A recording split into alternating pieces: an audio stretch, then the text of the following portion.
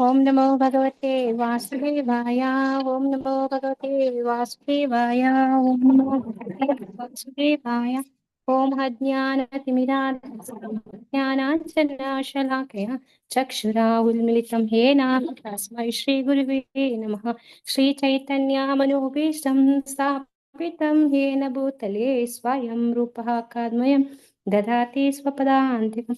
वन्देऽहं श्रीगुरो श्रीयुतापादकमलं श्रीगुरान् वैष्णवांश्च श्रीरूपं सग्रजातं सहगणरघुनाथान्वितं तं सहजीवं साद्वैतं सामदूतं परिजनसहितं श्रीकृष्णचैतन्यदेवं श्रीराधाकृष्णपाद सहगणललिता श्रीविशाखान्वितां च। हे कृष्णा करुणा सिन्धु दीनबन्धु जगत्पते गोपीशा गोपिका कान्ता राधा कान्ता नमोऽस्तुते। तप्त काञ्चन गौराङ्गी राधे वृन्दावनेश्वरी वृषभानुसुते देवी प्रणमामि हरिं। वाञ्छाकल्पतरुभ्यश्च कृपा सिन्धुभ्य एव च पतितानां पावनेभ्यो वैष्णवेभ्यो नमो नमः। नमो विष्णुपादाय कृष्णप्रेष्ठाय भूतले श्रीमते भक्तिवेदान्त स्वामिनिः नामिनि। नमस्ते सरस्वते देवे गौरवाणी प्रचारिणे निर्विशेषा शून्यवादी पाश्चात्यदेशतारिणे। जय श्री कृष्ण चैतन्य प्रभु नित्यानंद श्री अद्वैत गदाधरा श्रीवासादि गौरभक्तवृंद। हरे कृष्णा कृष्णा कृष्णा हरे हरे हरे राम राम राम हरे हरे। हरे कृष्णा कृष्णा कृष्णा हरे हरे हरे राम राम राम हरे हरे। हरे कृष्णा कृष्णा कृष्णा हरे हरे हरे राम राम राम हरे हरे। हरे कृष्ण ಎಲ್ಲರಿಗೂ ಸ್ವಾಗತ. ಹರೇ ಕೃಷ್ಣ ಮಾತಾಜಿ. ಹರೇ ಹರೇ ಕೃಷ್ಣ. ಕೃಷ್ಣ.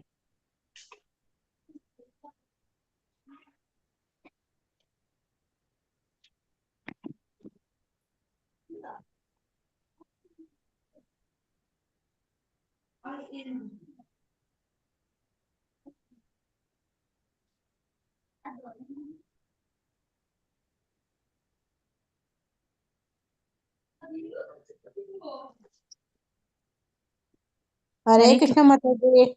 ಹರೇ ಕೃಷ್ಣ ಮಾತಾಜಿ 122ನೇ ಪೇಜ್ ಇಂದ ಓದ್ಬೇಕಿತ್ತು. ಯಾರ್ಯಾರು ಓದಿ ಒಬ್ರಾದ್ಮೇಲೆ ಒಬ್ರು ಓದಿ ಮಾತಾಜಿ. ಹೆಸರು ಕಾಣಲ್ಲ ಕೂಗೋದಕ್ಕೆ ಶೇರ್ ಮಾಡಿದ್ರಿಂದ ಒಬ್ರಾದ್ಮೇಲೆ ಒಬ್ರು ಓದಿ ಮಾತಾಜಿ. ಓದ್ಲ ಮಾತಾಜಿ. ಹರೇ ಓದಿ ಕೃಷ್ಣ ಮಾತಾಜಿ. ಮತ್ತೆ ಆಲ್ಫಾಬೆಟಿಕಲ್ ಪ್ರಕಾರ ಕರಿತೇವೆ. ನಿಮ್ಗೆ ಯಾರು ಗೊತ್ತಾಗತ್ತೆ. ಹೆಸರು ಕರೀದಾದ್ರೆ ಕರೀರಿ ಮಾತಾಜಿ. ನಾನು ಸ್ಕ್ರೀನ್ ಶೇರ್ ಮಾಡಿರೋದ್ರಿಂದ ನಂಗೆ ಹೆಸರುಗಳು ಕಾಣಲ್ಲ, ಅದಕ್ಕೆ ಒಬ್ರಾದ್ಮೇಲೆ ಒಬ್ರು ಓದಿ ಅಂತ. ಸ್ಟಾರ್ಟ್ ಮಾಡಿ ಕೃಷ್ಣ ಮಾತಾಜಿ. ಗೀತಾ ಮಾತಾಜಿ ನೀವೇ ಓದಿ ಮಾತಾಜಿ ಫಸ್ಟ್. ಹಾ ಮಾತಾಜಿ. ಎಲ್ಲಿಂದ ಮಾತಾಜಿ? ಇನ್ನೊಬ್ಬ ಬ್ರಾಹ್ಮಣನಿಗೆ ಅಲ್ಲಿಂದ ಓದಿ ಮಾತಾಜಿ. ಹಾ. ಫಸ್ಟ್ ಇನ್ನೊಬ್ಬ ಬ್ರಾಹ್ಮಣನಿಗೆ ಆಶ್ಚರ್ಯವೋ ಆಶ್ಚರ್ಯ. ಅವನು ಏನು ಹೇಳದೆ ಮೌನ ವಹಿಸಿದ. ಬಾಕ್ಲಾಕೊಳ್ಳಿ. ನದಿ ದಾಟಿದ ಮೇಲೆ ಸ್ತ್ರೀ ಬ್ರಾಹ್ಮಣನಿಗೆ ಕೃತಜ್ಞತೆ ಹೇಳಿ ಹೊರಟು ಹೋದಳು. ಬ್ರಾಹ್ಮಣರು ತಮ್ಮ ದಾರಿ ತಾವು ಹಿಡಿದರು. ಒಬ್ಬ ಬ್ರಾಹ್ಮಣ ಗಂಟೆಗಟ್ಟಲೆ ಆ ಹೆಣ್ಣಿನ ಬಗ್ಗೆ ಮಾತನಾಡುತ್ತಲೇ ಹೋದ. ನೀನು ಆ ಹುಡುಗಿಯನ್ನು ಹೆಗಲ ಮೇಲೆ ಕೂರಿಸಿಕೊಂಡೆ, ನಿನ್ನ ದೇಹಕ್ಕೆ ಅವಳ ದೇಹ ತಾಕಿತು. ಹೀಗೆ ಮಾತನಾಡುತ್ತಲೇ ಹೋದ. ಕೊನೆಗೆ ಇನ್ನೊಬ್ಬ ಬ್ರಾಹ್ಮಣ ಹೇಳಿದ, ನಾನು ಅವಳನ್ನು ನನ್ನ ಹೆಗಲ ಮೇಲೆ 10 ನಿಮಿಷ ಹೊತ್ತುಕೊಂಡಿದ್ದೆ, ಆದರೆ ನೀನು ನಿನ್ನ ಮನಸ್ಸಿನಲ್ಲೇ ಆಕೆಯನ್ನು 3 ಗಂಟೆಯಿಂದ ಹೊತ್ತುಕೊಂಡೇ ಇದ್ದಿ. ದೇವಾಲಯದ ಅಧ್ಯಕ್ಷರುಗಳು ಜಯಾದ್ವೈತರನ್ನು ತಮ್ಮ ಪರವಾಗಿ ಪ್ರಭುಪಾದರ ಮುಂದೆ ಮಾತನಾಡಲು ಆರಿಸಿದರು. ಬ್ರಹ್ಮಚಾರಿಯಾದ ಜಯಾದ್ವೈತ ಕೃಷ್ಣ ಪ್ರಜ್ಞಾ ತತ್ವಶಾಸ್ತ್ರದಲ್ಲಿ ಪರಿಣಿತರಾಗಿದ್ದರು. ಅದೇ ಅಭಿಪ್ರಾಯವುಳ್ಳ ಕೆಲವು ಜಿಬಿಸಿ ಸದಸ್ಯರು ಪ್ರಭುಪಾದರ ಬಳಿ ಹೋದರು. ರಾಧಾ ದಾಮೋದರ ಮಂಡಳಿಯ ಬಗ್ಗೆ ಹೆಚ್ಚು ಟೀಕೆ ಇದ್ದುದರಿಂದ ತಮ್ಮ ಮಂಡಳಿಯ ಪರವಾಗಿ ಮಾತನಾಡಲು ತಮಾಲಕೃಷ್ಣ ಗೋಸ್ವಾಮಿಯವರು ಅಲ್ಲಿಗೆ ಬಂದರು.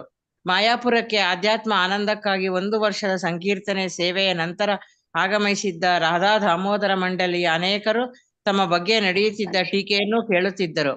ಅದಕ್ಕೆ ಪ್ರತಿಕ್ರಿಯಿಸಲು ಸಮಯ ಕಾಯುತ್ತಿದ್ದರು. ವೈಭವಪೂರ್ಣವೂ ಆಧ್ಯಾತ್ಮ ನೆಲೆಯದೂ ಆಗಿದ್ದ ಉತ್ಸವ ಈ ರಾಜಕೀಯ ಒಡಕಿನಿಂದ ಎಲ್ಲ ಹದಗೆಡುವುದೋ ಎಂಬ ಆತಂಕ ಉಂಟಾಗಿತ್ತು. ಜಯಾದ್ವೈತ ಪ್ರಭುಪಾದರಿಗೆ ವಿವರಿಸಿದರು. ಗೃಹಸ್ಥರು ಬ್ರಹ್ಮಚಾರಿಗಳನ್ನು ಮುನ್ನಡೆಸಲು ಅಸಮರ್ಥರು ಎನ್ನುವುದು ಒಂದು ನೆಪ ಮಾತ್ರ. ನಿಜವಾದ ಸಂಗತಿ ಎಂದರೆ ಜನ ಮತ್ತು ಹಣ. ಗೃಹಸ್ಥರ ಕೆಳಗೆ ಕೆಲಸ ಮಾಡಬೇಡಿ ಎಂದು ಬ್ರಹ್ಮಚಾರಿಗಳಿಗೆ ಹೇಳುವ ಮೂಲಕ ರಾಧಾ ದಾಮೋದರ ಮಂಡಳಿಯ ಸನ್ಯಾಸಿಗಳು ಜನರನ್ನು ಅವರ ನಿಗದಿತ ಸೇವಾ ಕಾರ್ಯಗಳನ್ನು ಬಿಟ್ಟು ತಮ್ಮ ಕಡೆ ಬರಲು ಕಾರಣರಾಗಿದ್ದರು. ಸಾಕ ಮಾತಾಜಿ? ಇನ್ನೊಂದು ಪ್ಯಾರ, ಲಾಸ್ಟ್ ಪ್ಯಾರ ಓದ್ಬಿಡಿ ಮಾತಾಜಿ. ಆಗ ತಮಾಲ ಕೃಷ್ಣರು ಹೇಳಿದರು, ಇದು ನಿಜವಾಗಿದ್ದರೆ ನಮ್ಮ ಮೇಲೆ ಪ್ರತಿಬಂಧ ತರುವುದು ಸರಿ, ಆದರೆ ನಮ್ಮ ಮಂಡಳಿ ಇಂತಹ ತತ್ವವನ್ನು ಎಂದೂ ಪ್ರಚಾರ ಮಾಡಿಲ್ಲ. ಪ್ರಭುಪಾದರ ಮುಂದೆಯೇ ಆರೋಪ ಪ್ರತ್ಯಾರೋಪಗಳು ನಡೆದವು. ಕೊನೆಗೆ ಶೀಲ ಪ್ರಭುಪಾದರು ತಮ್ಮ ಅಭಿಪ್ರಾಯವನ್ನು ಹೇಳಿದರು. ಗೃಹಸ್ಥ ಮತ್ತು ಸನ್ಯಾಸಿಗಳ ನಡುವೆ ಭೇದ ಭಾವ ಇರಕೂಡದು. ಕೃಷ್ಣ ಪ್ರಜ್ಞೆಯಲ್ಲಿ ಮುಂದುವರಿಯುವುದಷ್ಟೇ ನಮ್ಮ ಗುರಿಯಾಗಬೇಕು. ಏಯಿ ಕೃಷ್ಣ ತತ್ವವೇತ್ತ ಸೇಯಿ ಗುರು ಹಯ. ಈ ತತ್ವವನ್ನು ನಾವು ಆಚರಿಸಬೇಕು. ಕೃಷ್ಣ ಪ್ರಜ್ಞೆಯಲ್ಲಿ ಸಾಧಿಸಿರುವ ಪ್ರಗತಿಯೇ ಆಧಾರವಾಗಬೇಕು. ಫಲೇನ ಪರಿಚಯೇತೆ, ಫಲಿತಾಂಶದಿಂದ ತೀರ್ಮಾನ ಕೈಗೊಳ್ಳಬೇಕು.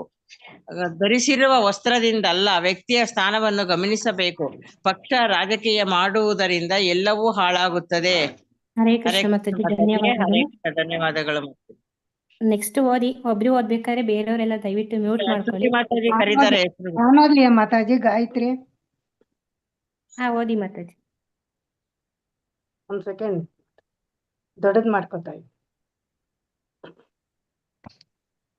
ಎಲ್ಲಿಂದ ಮಾತಾಜಿ? ಬ್ರಹ್ಮಚಾರಿಯು ಸ್ಟಾರ್ಟಿಂಗ್ ಇಂದ ಮಾತಾಜಿ. ಬ್ರಹ್ಮಚಾರಿಯು ಸಾಮಾನ್ಯವಾಗಿ ಸನ್ಯಾಸಿಗೆ ಸಹಾಯಕನಾಗಿ ನಿಲ್ಲುತ್ತಾನೆ ಮತ್ತು ಸನ್ಯಾಸಿಯು ಬೋಧಕನಾಗಿರುತ್ತಾನೆ. ದೇವಾಲಯದ ಉಸ್ತುವಾರಿ ನೋಡಿಕೊಳ್ಳಲು ಗೃಹಸ್ಥನೂ ಕೂಡ ಏನ್ ಮಾತಾಜಿ? ದಯವಿಟ್ಟು ಬೇರೆ ಮ್ಯೂಟ್ ಮಾಡ್ಕೊಳ್ಳಿ. ಗೃಹಸ್ಥನೂ ಕೂಡ ಆದರ್ಶನಾದ ವ್ಯಕ್ತಿ. ಒಬ್ಬ ಬ್ರಹ್ಮಚಾರಿ ಮಾತಾಜಿ ಒಂದ್ ಸ್ವಲ್ಪ ದೊಡ್ಡದ್ ಮಾಡಕ್ಕಾಗತ್ತಾ? ಒಬ್ಬ ಬ್ರಹ್ಮಚಾರಿ ಹರೇ ಕೃಷ್ಣ. ಏನ್ ಮಾತಾಜಿ? ನಿಮ್ ಮೊಬೈಲ್ ಅಲ್ಲಿ ದೊಡ್ಡದ್ ಮಾಡ್ಕೊಳ್ಳಿ ಮಾತಾಜಿ. ಮಾಡ್ದೆ, ಆಗ್ತಾ ಇಲ್ಲ, ಅದಕ್ಕೆ ನಿಮ್ದ್ರಲ್ಲಿ ಏನಾದ್ರು ಆಗುತ್ತೆ. ಆಯ್ತು, ಮತ್ತೆ ಆಯ್ತು, ಸಾಕು. ಬ್ರಹ್ಮಚಾರಿ ಸನ್ಯಾಸಿಯೊಂದಿಗೆ ಹೋಗಲು ಇಷ್ಟಪಟ್ಟರೆ ಹೋಗಬಹುದು, ಆದರೆ ಬ್ರಹ್ಮಚಾರಿಗೆ ಅವನದೇ ಜವಾಬ್ದಾರಿಗಳಿರುತ್ತವೆ. ಹಾಗೆ ಇದ್ದಾಗ ಅವನು ದೇವಸ್ಥಾನದಲ್ಲೇ ನಿಲ್ಲಬೇಕು. 6 ಜನ ಗೋಸ್ವಾಮಿಗಳಿಗೆ ತಾವು ದಾಸರು ಎಂಬುದನ್ನು ಭಕ್ತರು ಮರೆಯಬಾರದು. ಅದು ಮುಖ್ಯವಾದ ಮಾತು. ನಾವು ಕೃಷ್ಣನ ಸೇವಕರು ಎಂಬುದನ್ನು ಮರೆತಿರುವುದರಿಂದಲೇ ಈ ಎಲ್ಲ ಸಮಸ್ಯೆಗಳು ಉಂಟಾಗಿರುವುದು. ಇಂತಹ ಕೆಲಸವನ್ನು ಗೃಹಸ್ಥನೇ ಮಾಡಬೇಕು. ಇನ್ಯಾವುದೋ ಕೆಲಸವನ್ನು ಸನ್ಯಾಸಿಯೇ ಮಾಡಬೇಕು ಎಂದೇನೂ ಇಲ್ಲ. ಅವನು ಕೃಷ್ಣದಾಸನಾಗಿರಬೇಕು ಎನ್ನುವುದಷ್ಟೇ ಮುಖ್ಯ. ಸೇವಕನ ಸೇವೆಯನ್ನು ಫಲಿತಾಂಶದಿಂದ ಮಾತ್ರ ಅಳೆಯಬೇಕು. ಈ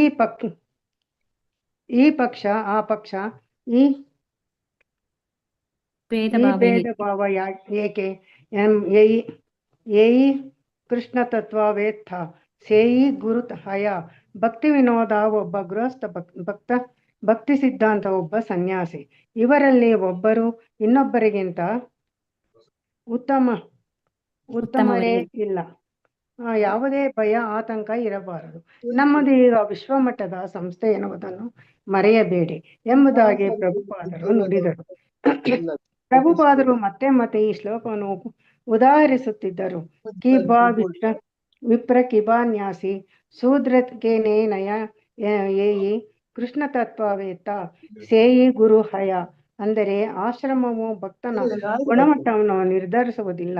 ಯಾರಿಗೆ ಕೃಷ್ಣ ವಿಜ್ಞಾನ ಗೊತ್ತಿದೆಯೋ, ಯಾರು ಕೃಷ್ಣದಲ್ಲಿ ಸಂಪೂರ್ಣವಾಗಿ ತೊಡಗಿಕೊಂಡಿದ್ದಾರೋ ಆತ ಮಾತ್ರ ಶುದ್ಧ ಭಕ್ತ. ಈ ಮಾತನ್ನು ಪ್ರಭುಪಾದರು ಒತ್ತು ಕೊಟ್ಟು ನುಡಿದರು. ಸನ್ಯಾಸಿಯು ಬೋಧನೆ ನೀಡಬಹುದು, ಆದರೆ ವ್ಯವಹಾರವನ್ನು ನೋಡಿಕೊಳ್ಳುವುದು ಅವನಿಗೆ ತಿಳಿದಿರಬೇಕು. ಗೃಹಸ್ಥನು ವ್ಯವಹಾರವನ್ನು ನೋಡಿಕೊಳ್ಳಬೇಕು, ಆದರೆ ಅವನು ಬೋಧನೆ ನೀಡಲು ಸಮರ್ಥನಾಗಿರಬೇಕು. ಈ ಮಾತುಗಳನ್ನು ಪ್ರಭುಪಾದರು ಮೊದಲೇ ಹೇಳಿದ್ದರು. ಈಗ ಹೇಳುವ ಮೂಲಕ ಉಂಟಾಗಿದ್ದ ಒಡಕನ್ನು ಅವರು ಪರಿಹರಿಸುತ್ತಿದ್ದರು. ಈ ಭೇದ ಭಾವ ಸಂಪೂರ್ಣವಾಗಿ ಹೋಗಬೇಕು ಎಂದವರು ಹೇಳಿದರು. ಅದು ಕೃಷ್ಣ ಪ್ರಜ್ಞೆಯ ವಿಷಯವಲ್ಲ. ಗೃಹಸ್ಥರ ವಿರುದ್ಧವಾಗಿರುವ ಎಲ್ಲಾ ತೀರ್ಮಾನಗಳನ್ನು ಬಿಬಿಸಿ ಹಿಂದಕ್ಕೆ ತೆಗೆದುಕೊಳ್ಳಬೇಕು. ಯಾರ್ದೋ ಸೌಂಡ್ ಬರ್ತಾ ಇದೆ, ದಯವಿಟ್ಟು ಅವ್ರು ಮ್ಯೂಟ್ ಮಾಡ್ಕೊಳ್ಳಿ. ಓದಿ ಮಾತಾಜಿ. ಕೃಷ್ಣದಾಸನಾಗುವುದು ನಿಜವಾದ ಉನ್ನತ ಮಟ್ಟ ಎಂದು ಪ್ರಭುಪಾದರು ಒತ್ತು ಕೊಟ್ಟು ಹೇಳಿದರು. ಈ ಒಂದು ಶರಣಾಗತ ಮನಸ್ಥಿತಿಯಲ್ಲಿ ಭಕ್ತನು ಅಗತ್ಯ ಬಿದ್ದು ಯಾವುದೇ ಸೇವೆಯನ್ನು ನಿರ್ವಹಿಸಲು ಸಿದ್ಧನಾಗಿರಬೇಕು. ಅದಕ್ಕೆ ಒಂದು ಉದಾಹರಣೆಯನ್ನು ಕೊಟ್ಟರು. ಸುಮಾರು 50 ವರ್ಷಗಳ ಹಿಂದೆ ಪ್ರಭುಪಾದರು ಕಲ್ಕತ್ತಾದ ಬೋಸ್ ಪ್ರಯೋಗ ಮಂದಿರದಲ್ಲಿ ವ್ಯವಸ್ಥಾಪಕರಾಗಿದ್ದಾಗ ಕೆಲಸಗಾರರು ಮುಷ್ಕರ ಪ್ರಾರಂಭಿಸಿದರಂತೆ. ಆಗ ಪ್ರಭುಪಾದರು ಮುಷ್ಕರದಲ್ಲಿ ತೊಡಗಿರದಿದ್ದ ಕೆಲಸಗಾರರಿಗೆ ಹೇಳಿದರಂತೆ, ಬನ್ನಿ ನಾವು ಕೆಲಸ ಮಾಡೋಣ. ಮುಷ್ಕರದಲ್ಲಿ ಭಾಗಿಯಾಗದಿದ್ದ ಕೆಲಸಗಾರರು ಸಹಕಾರ ನೀಡಿದ್ದರಿಂದ ಮುಷ್ಕರ ಮುರಿದು ಬಿತ್ತು. ಅದೇ ರೀತಿ ಯಾವುದೇ ರೀತಿಯ ಸೇವೆಯನ್ನು ಮಾಡಲು ಭಕ್ತನು ಸಿದ್ಧನಾಗಿರಬೇಕು. ನಾವು ಕೃಷ್ಣನ ನಿಷ್ಠ ಸೇವಕರಾಗಿರಬೇಕು ಎಂದು ಪ್ರಭುಪಾದರು ನುಡಿದರು. ಹರೇ ಕೃಷ್ಣ ಮಾತಾಜಿ, ಧನ್ಯವಾದಗಳು. ಹರೇ ಕೃಷ್ಣ ಮಾತಾಜಿ. ನಾನು ಓದ್ತೀನಿ ಕಾಂತಮಣಿ. ಓದಿ ಮಾತಾಜಿ. ತಮ್ಮ ಶಿಷ್ಯರಿಗೆ ವಿವಾಹವನ್ನು ಏರ್ಪಡಿಸಿದವರಲ್ಲಿ ತಾವೇ ಮೊದಲ ಸನ್ಯಾಸಿ ಎಂದು ಪ್ರಭುಪಾದರು ನುಡಿದರು. ಶಾಸ್ತ್ರ ತತ್ವಗಳನ್ನು ವಿರೋಧಿಸಬೇಕು ಎನ್ನುವುದು ಅವರ ಅಭಿಪ್ರಾಯವಾಗಿರಲಿಲ್ಲ. ಆದರೆ ನಿಜವಾದ ಕರ್ತವ್ಯ ಕೃಷ್ಣನ ಸೇವೆ ಎಂಬುದು ಅವರ ಅಭಿಪ್ರಾಯವಾಗಿತ್ತು. ಕೃಷ್ಣನ ಸೇವೆಗಾಗಿ ವಿವಾಹವನ್ನು ಏರ್ಪಡಿಸುವುದು ಅಗತ್ಯವೆನಿಸಿದರೆ ಅದನ್ನು ನಾವು ಮಾಡಬೇಕು. ಆದರೆ ಸಾಮಾನ್ಯವಾಗಿ ಸನ್ಯಾಸಿಯ ಬೋಧನೆಯಲ್ಲಿ ಸಂಪೂರ್ಣವಾಗಿ ತೊಡಗಿಕೊಳ್ಳಬೇಕು. ಆತನ ಬೋಧನೆಗೆ ಯಾವತ್ತೂ ತಡೆ ಉಂಟಾಗಬಾರದು. ಯಾರಿಗೆ ಯಾವ ಕೆಲಸವನ್ನು ವಹಿಸಲಾಗಿದೆಯೋ ಅದನ್ನು ನಿಷ್ಠೆಯಿಂದ ಮಾಡಬೇಕು. ಪ್ರತಿಯೊಂದು ಸುದ್ದಿಯಲ್ಲೂ ಸ್ವಲ್ಪ ಸತ್ಯಾಂಶ ಇದ್ದೇ ಇರುತ್ತದೆ. ಪ್ರಭುಪಾದರು ಸದ್ಯದ ಜಗಳವನ್ನು ಪರಿಹರಿಸುತ್ತಿದ್ದುದು ಮಾತ್ರವಲ್ಲ, ಅವರು ಭಕ್ತರನ್ನು ಕೃಷ್ಣ ಪ್ರಜ್ಞೆಯ ನಿಷ್ಠಾವಂತ ನೆಲೆಗೆ ಮೇಲೆತ್ತುತ್ತಿದ್ದರು. ಅವರು ಯಾವುದೇ ಪಕ್ಷಪಾತವನ್ನು ತೋರಿಸಲಿಲ್ಲ ಅಥವಾ ತತ್ವಜ್ಞಾನವನ್ನು ಧಾರಾಕಾರವಾಗಿ ಸುರಿದು ಶಾಂತಿಯನ್ನು ಸ್ಥಾಪಿಸಲಿಲ್ಲ. ತಮ್ಮ ಶಿಷ್ಯರ ಬುದ್ಧಿಮತ್ತೆಯನ್ನು ಅವರು ಜಾಗೃತಗೊಳಿಸುತ್ತಿದ್ದರು. ಅದಕ್ಕೂ ಮುಖ್ಯವಾಗಿ ಅವರು ಶಿಷ್ಯರ ಹೃದಯಗಳನ್ನು ಪ್ರವೇಶಿಸುತ್ತಿದ್ದರು ಮತ್ತು ಸಾಂತ್ವನಗೊಳಿಸುತ್ತಿದ್ದರು. ಅನ್ಯೋನ್ಯತೆಯಿಂದ ಕೆಲಸ ಮಾಡುವ ಉತ್ಸಾಹವನ್ನು ಅವರಲ್ಲಿ ತುಂಬುತ್ತಿದ್ದರು. ಶ್ರೀಲ ಪ್ರಭುಪಾದರು ತಮ್ಮ ಮಾತು ಮುಗಿಸಿದ ಮೇಲೆ ಶಿಷ್ಯರಿಗೆ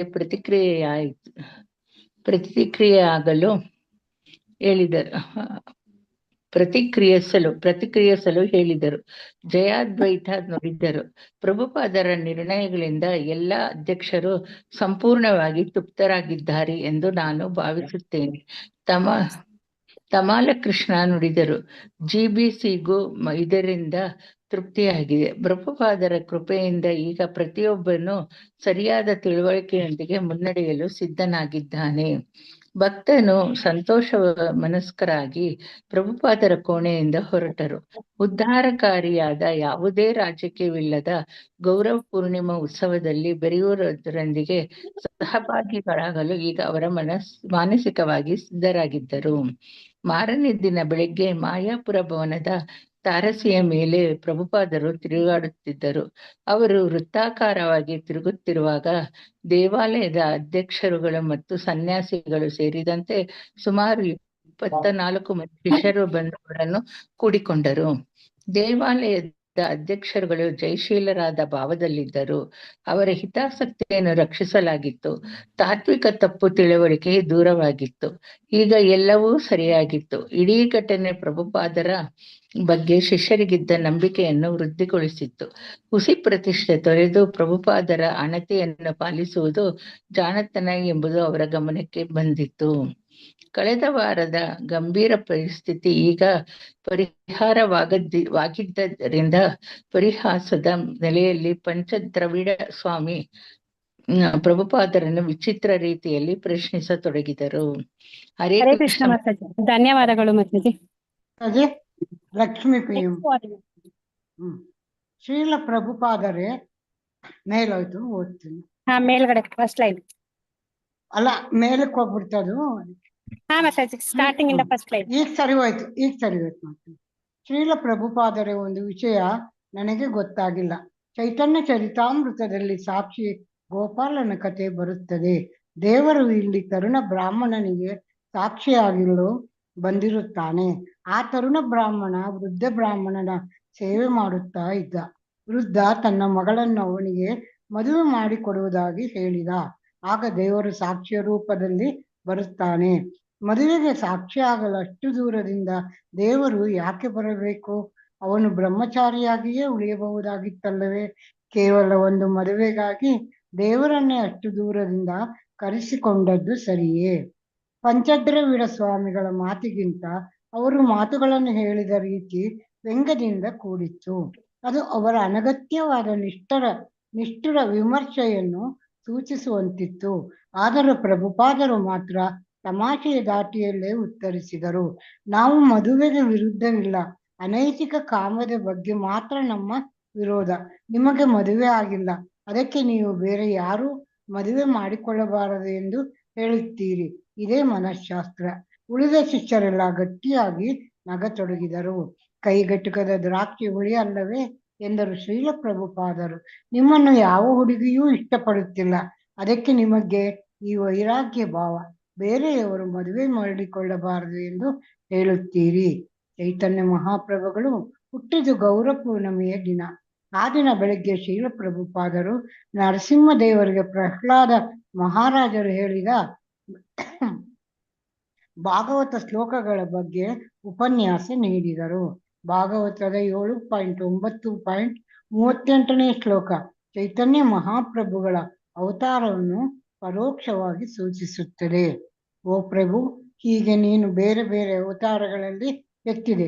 ಮನುಷ್ಯ ರೂಪದಲ್ಲಿ, ಪ್ರಾಣಿಗಳ ರೂಪದಲ್ಲಿ, ಸಂತ ಪುರುಷನ ರೂಪದಲ್ಲಿ, ದೇವತೆಯ ರೂಪದಲ್ಲಿ, ಮತ್ಸ್ಯ ಮತ್ತು ಕೂರ್ಮ ರೂಪಗಳಲ್ಲಿ ಕಾಣಿಸಿಕೊಂಡೆ. ಹಾಗೆ ಕಾಣಿಸಿಕೊಂಡು ಸೃಷ್ಟಿಯನ್ನು ಕಾಪಾಡಿದೆ, ಬೇರೆ ಬೇರೆ ವಿಶ್ವಗಳನ್ನು ಕಾಪಾಡಿದೆ. ಪ್ರತಿ ಯುಗದಲ್ಲೂ ರಾಕ್ಷಸೀ ತತ್ವಗಳನ್ನು ಸಂಹರಿಸಿದೆ. ಆದುದರಿಂದ ಓ ನನ್ನ ಪ್ರಭುವೇ, ಧರ್ಮ ತತ್ವಗಳನ್ನು ರಕ್ಷಿಸು. ಕಲಿಯುಗದಲ್ಲಿ ನೀನು ದೇವೋತ್ತಮ ಪರಮ ಪುರುಷನಾಗಿ ಸಾರುವುದಿಲ್ಲ. ಆದುದರಿಂದ ನಿನ್ನನ್ನು ತ್ರಿಯುಗ ಎಂದು ಕರೆಯಲಾಗುವುದು. 3 ಯುಗದಲ್ಲಿ ಕಾಣಿಸಿಕೊಳ್ಳುವ ದೇವರೇ ತ್ರಿಯುಗ. ಮುಂದಕ್ಕೆ ಓದ್ಲ ಮಾತಾಜಿ? ಆ ಪ್ಯಾರ ಓದ್ಬಿಡಿ ಮಾತಾಜಿ. ತಮ್ಮ ವ್ಯಾಸಾಸನದಲ್ಲಿ ಆರಾಮವಾಗಿ ಕುಳಿತಿದ್ದ ಶ್ರೀಲ ಪ್ರಭುಪಾದರು ತಮ್ಮ ಕನ್ನಡಕಗಳ ಮೂಲಕ ಸಭಾಭವನದಲ್ಲಿ ತುಂಬಿ ಹೋಗಿದ್ದ ತಮ್ಮ ಶಿಷ್ಯರನ್ನು ನೋಡುತ್ತಿದ್ದರು. ಕೆಲವರು ಅವರಿಗೆ ಗಾಳಿ ಹಾಕುತ್ತಿದ್ದರು. ದೀಪಗುಚ್ಛಗಳು ಬೆಳಗುತ್ತಿದ್ದವು. ಸಭಾಭವನದ ಇನ್ನೊಂದು ತುದಿ, ಇದೊಂದು ಪ್ಯಾರ ಪೂರ್ತಿ ಓದ್ಬಿಡ್ತೇನೆ. ಇನ್ನೊಂದು ತುದಿಯಲ್ಲಿ ರಾಧಾ ಮಾಧವ ಮತ್ತು ಚೈತನ್ಯ ಮಹಾಪ್ರಭುಗಳ ಮೂರ್ತಿಗಳನ್ನು ಇಡಲಾಗಿತ್ತು. ಧನ್ಯವಾದಗಳು ಮಾತಾಜಿ. ಧನ್ಯವಾದ. ಹರೇ ಕೃಷ್ಣ. ಹರೇ ಕೃಷ್ಣ. ಮಾತಾಜಿ ನೆಕ್ಸ್ಟ್ ಓದಿ ಮಾತಾಜಿ. ಯಾರು ಓದ್ಲ ಮಾತಾಜಿ? ನಾನು ಹರೇ ಕೃಷ್ಣ ಮಾತಾಜಿ. ಹರೇ ಕೃಷ್ಣ ಮಾತಾಜಿ. ಲಲಿತಾ ಓದ್ತೀನಿ. ಓದಿ ಮಾತಾಜಿ. ನೋಡಿ, ಇಲ್ಲಿ ಚೈತನ್ಯ ಮಹಾಪ್ರಭುಗಳ ಬಗ್ಗೆ ಸ್ಪಷ್ಟವಾದ ಹೇಳಿಕೆ ಇದೆ. ಅವರು ಒಬ್ಬ ಅವತಾರಿ. ಚೈತನ್ಯ ಮಹಾಪ್ರಭುಗಳು ದೇವೋತ್ತಮ ಪರಮ ಪುರುಷನ ಅವತಾರ. ಆದರೆ ಅವರು ಭಿನ್ನ. ಚೆನ್ನ ಎಂದರೆ ಮುಚ್ಚಿದ್ದು ಎಂದ ಅರ್ಥ. ಅದಕ್ಕೆ ಚೈತನ್ಯ ಮಹಾಪ್ರಭುಗಳು ಭಕ್ತನ ಹಾಗೆ ಕಾಣಿಸಿಕೊಳ್ಳುತ್ತಾರೆ. ದೇವೋತ್ತಮನು ಕಲಿಯುಗದಲ್ಲಿ ಏಕೆ ಭಕ್ತನ ರೂಪದಲ್ಲಿ ಕಾಣಿಸಿಕೊಂಡನು ಎಂಬುದನ್ನು ಶ್ರೀಲ ಪ್ರಭುಪಾದರು ವಿವರಿಸಿದರು. ಕೃಷ್ಣ ಅವತಾರವೆತ್ತಿದಾಗ ಪ್ರತಿಯೊಬ್ಬರಿಗೂ ತನಗೆ ಶರಣಾಗುವಂತೆ ಆತ ಹೇಳಿದ. ನಮಗೆ ಶರಣಾಗು ಎನ್ನುವುದಕ್ಕೆ ಈತ ಯಾರು? ಅವನಿಗೇನು ಅಧಿಕಾರವಿದೆ? ಆದರೆ ದೇವರು ತಾನೇ ಪರಮ ಪುರುಷನಾದುದರಿಂದ ಹಾಗೆ ಅವನು ಆಜ್ಞೆ ಮಾಡುತ್ತಾನೆ. ದೇವರ ರೀತಿಯೇ ಅದು. ಆದರೆ ನಾವು ಯೋಚಿಸುವ ಕ್ರಮವೇ ಬೇರೆ. ಈ ಮನುಷ್ಯ ಯಾರು? ಈತ ಏಕೆ ನನಗೆ ಆಜ್ಞೆ ಮಾಡಬೇಕು? ಇವನಿಗೆ ನಾನು ಏಕೆ ಶರಣಾಗಬೇಕು? ಕೃಷ್ಣ ಪ್ರಜ್ಞೆಯ ಒಟ್ಟಾರೆ ಪ್ರಕ್ರಿಯೆಯೇ ಶರಣಾಗುವಿಕೆ. ಕೃಷ್ಣನಿಗೆ ಶರಣಾಗುವುದು ಪ್ರಭುಪಾದರು ವಿವರಿಸಿದರು. ಆದರೆ ಕೃಷ್ಣನಿಗೆ ಶರಣಾಗುವ ಮಾರ್ಗ ಯಾವುದು? ಕೃಷ್ಣನ ಭಕ್ತನಿಗೆ, ಕೃಷ್ಣನ ಪ್ರತಿನಿಧಿಗೆ ಶರಣಾಗುವುದು. ಆದ್ದರಿಂದಲೇ ಶ್ರೀ ಚೈತನ್ಯ ಮಹಾಪ್ರಭುಗಳು ಈ ದಿನ ಅವತರಿಸಿ ಪತಿತಾತ್ಮರಿಗೆ ಕರುಣೆ ತೋರಿಸಿದರು. ಮೂರ್ಖರಾಗಿದ್ದ ಪತಿತಾತ್ಮರು ಕೃಷ್ಣ ಪ್ರಜ್ಞೆಗೆ ತಮ್ಮನ್ನು ಒಪ್ಪಿಕೊಂಡಿರಲಿಲ್ಲ. ಆಗ ಚೈತನ್ಯ ಮಹಾಪ್ರಭುಗಳು ತಾವಾಗಿಯೇ ಅವರಿಗೆ ಬೋಧನೆ ನೀಡಿದರು. ಅದೇ ಕೀರ್ತನ. ಅದೇ ಬೆಳಗ್ಗೆ ಕೊಂಚ ಸಮಯವಾದ ಮೇಲೆ ಪ್ರಭುಪಾದರು ದೇವಾಲಯದ ಕೋಣೆಗೆ ಮತ್ತೆ ಬಂದರು. ಈಗ ದೀಕ್ಷಾ ವಿಧಿಯನ್ನು ನಡೆಸುವುದು ಅವರ ಉದ್ದೇಶವಾಗಿತ್ತು. 15 ಜನ ಭಕ್ತರು ಬ್ರಾಹ್ಮಣ ದೀಕ್ಷೆಯನ್ನು ಪಡೆಯುತ್ತಿದ್ದರು. 7 ಜನ ಸನ್ಯಾಸವನ್ನು ಸ್ವೀಕರಿಸುತ್ತಿದ್ದರು. ಶ್ರೀಲ ಪ್ರಭುಪಾದರು ಪುನಃ ಆ ಉತ್ಸವದ ಮುಖ್ಯ ಧ್ಯೇಯವನ್ನು ಸೂಚಿಸುತ್ತಿದ್ದರು. ಶ್ರೀಲ ಪ್ರಭುಪಾದರು ಧ್ಯೇಯವನ್ನು ಸೂಚಿಸುತ್ತಿದ್ದ ಶ್ಲೋಕವೊಂದನ್ನು ಉದ್ಧರಿಸಿದರು. ಕಿಬಾ ವಿಪ್ರ ಕಿಬಾನ್ಯಾಸಿ ಶೂದ್ರಕೇನಾನಯ. ಗೃಹಸ್ಥನಿರಬಹುದು, ಸನ್ಯಾಸಿ ಇರುವುದು ಅದು ಮುಖ್ಯವಲ್ಲ. ಒಟ್ಟಿನಲ್ಲಿ ಅವನು ಗುರುವಾಗಬೇಕು. ಹೇಗೆ? ಈ ಕೃಷ್ಣ ತತ್ವವೇತ್ತ.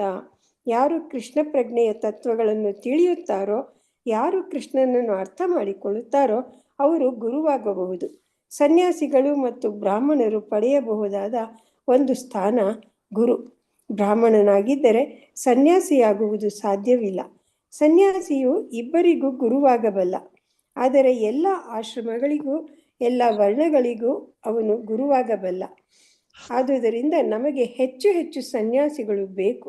ಕೃಷ್ಣ ಪ್ರಜ್ಞೆಯ ಕೊರತೆಯಿಂದ ಇಡೀ ಜಗತ್ತಿನ ಜನ ಈಗ ಬಳಲುತ್ತಿದ್ದಾರೆ. ಹರೇ ಕೃಷ್ಣ ಮಾತಾಜಿ. ಧನ್ಯವಾದಗಳು. ಧನ್ಯವಾದಗಳು. ಉಮಾದೇವಿ ಓದ್ಲಾ? ಹರೇ ಕೃಷ್ಣ. ಓದಿ ಮಾತಾಜಿ, ಒಬ್ಬೊಬ್ಬರಾಗಿ ಓದಿ ದಯವಿಟ್ಟು. ಶ್ರೀಲ ಪ್ರಭುಪಾದರು ಎಲ್ಲಿ ಮಾತಾಡ ಸ್ಟಾರ್ಟ್. ಶ್ರೀಲ ಪ್ರಭುಪಾದರು ಯುವಕರಿಗೆ ತುಂಬಾ ನಿಷ್ಠುರ ಸನ್ಯಾಸಿಗಳಾಗಿರಬೇಕು ಎಂದು ಎಚ್ಚರಿಸಿದರು. ತಮ್ಮ ಎಲ್ಲ ಶಿಷ್ಯರು ಗುರುವಾಗಲು ಶಿಕ್ಷಣ ಪಡೆಯಬೇಕು ಎನ್ನುವುದು ಅವರ ವಿಚಾರವಾಗಿತ್ತು. ಯಾರೇ ದೇಕ ತಾರೇ ಕಹ ಕೃಷ್ಣ ಉಪದೇಶ. ನೀವು ಎಲ್ಲೇ ಇರಿ, ಆ ಜಿಲ್ಲೆಯಲ್ಲಿರಿ ಅಥವಾ ಈ ಜಿಲ್ಲೆಯಲ್ಲಿರಿ, ಅದು ಮುಖ್ಯವಲ್ಲ. ಮನೆಯ ಒಳಗಿರಿ ಅಥವಾ ಮನೆಯ ಹೊರಗಿರಿ ಅದು ಮುಖ್ಯವಲ್ಲ. ನೀವು ಪ್ರತಿಯೊಬ್ಬರು ಗುರುವಾಗಬೇಕು. ನಾನು ಹೇಗೆ ಗುರುವಾಗುವುದು? ನನಗೆ ಯಾವ ಅರ್ಹತೆಯೂ ಇಲ್ಲವಲ್ಲ. ಚೈತನ್ಯ ಮಹಾಪ್ರಭುಗಳು ಹೇಳುತ್ತಾರೆ, ನಿಮಗೆ ಯಾವ ಅರ್ಹತೆಯೂ ಬೇಕಾಗಿಲ್ಲ. ನಿಮಗೆ ಬೇಕಾಗಿರುವುದು ಒಂದೇ ಅರ್ಹತೆ. ಭಗವದ್ಗೀತೆಯಲ್ಲಿ ಹೇಳಿದ್ದನ್ನು ನೀವು ಪುನರುಚ್ಚರಿಸಿ ಅಷ್ಟೇ. ಯಾರೇ ದೇಕ ತಾರೇ ಕಹ ಕೃಷ್ಣೋಪದೇಶ. ಈಗ ನೀವು ಗುರುವಾದಿರಿ. ಕೃಷ್ಣನ ಉಪದೇಶವನ್ನು ಒಬ್ಬ ಮೂರ್ಖ ಅಥವಾ ಮೂಢನ ಹಾಗೆ ಭ್ರಷ್ಟಗೊಳಿಸಬೇಡಿ. ಭಗವದ್ಗೀತೆಯಲ್ಲಿ ಏನು ಹೇಳಿದೆಯೋ ಅದನ್ನು ಹೇಳಿ. ಆಗ ನೀವು ಗುರುವಾಗುತ್ತೀರಿ. ನಿಮ್ಮ ಕುಟುಂಬದಲ್ಲಿ ನೀವು ಗುರುವಾಗಬಹುದು. ನಿಮ್ಮ ಸಮಾಜಕ್ಕೆ ನೀವು ಗುರುವಾಗಬಹುದು. ನಿಮ್ಮ ರಾಷ್ಟ್ರಕ್ಕೆ ನೀವು ಗುರುವಾಗಬಹುದು. ನೀವು ಎಲ್ಲಿ ಇದ್ದರೆ ಅಲ್ಲಿ ಸಾಧ್ಯವಾದರೆ ನೀವು ಹೊರದೇಶಗಳಿಗೂ ಹೋಗಿ ಭಗವದ್ಗೀತೆಯನ್ನು ಬೋಧಿಸಿ. ನಮ್ಮ ಚಳುವಳಿಯ ಹೆಸರು ಕೃಷ್ಣ ಪ್ರಜ್ಞಾ ಚಳವಳಿ. ಕೃಷ್ಣ ಏನು ಹೇಳಿದ್ದಾನೋ ಅದನ್ನು ಒಪ್ಪಿಕೊಂಡು ಶ್ರದ್ಧೆಯಿಂದ ಬೋಧಿಸಿ. ಆಗ ನೀವು ಗುರುವಾಗುತ್ತೀರಿ. ಗೌರ ಪೂರ್ಣಿಮೆಯ ದಿನ ಪ್ರತಿಯೊಬ್ಬರು ಚಂದ್ರೋದಯದವರೆಗೆ ಉಪವಾಸ ಮಾಡಿದರು. ಬಹಳ ಜನ ಭಕ್ತರು ಗಂಗಾ ನದಿಗೆ ಸ್ನಾನಕ್ಕೆ ಹೋದರು. ಜಯಪತಾಕ ಸ್ವಾಮಿ ಅವರಿಗೆ ಹೇಳಿದರು. ಶಾಸ್ತ್ರಗಳ ಪ್ರಕಾರ ಗೌರ ಪೂರ್ಣಿಮೆಯ ದಿನ ಯಾರು ಮಾಯಾಪುರದ ಗಂಗೆಯಲ್ಲಿ ಸ್ನಾನ ಮಾಡುತ್ತಾರೋ ಅವರು ಜನನ ಮರಣಗಳಿಂದ ಮುಕ್ತರಾಗುತ್ತಾರೆ. ಸಂಜೆಯ ವೇಳೆಗೆ ಯಾತ್ರಿಗಳು ಅಪಾರ ಸಂಖ್ಯೆಯಲ್ಲಿ ಆಗಮಿಸತೊಡಗಿದರು. ಪಶ್ಚಿಮ ಬಂಗಾಳದ ಎಲ್ಲಾ ಕಡೆಗಳಿಂದ ಪ್ರತಿ ವರ್ಷವೂ ಜನರು ಮಾಯಾಪುರದ ದೇವಾಲಯಗಳಿಗೆ ಮತ್ತು ಚೈತನ್ಯ ಮಹಾಪ್ರಭುಗಳ ಜನ್ಮಸ್ಥಳಕ್ಕೆ ಭೇಟಿ ನೀಡುತ್ತಿದ್ದರು.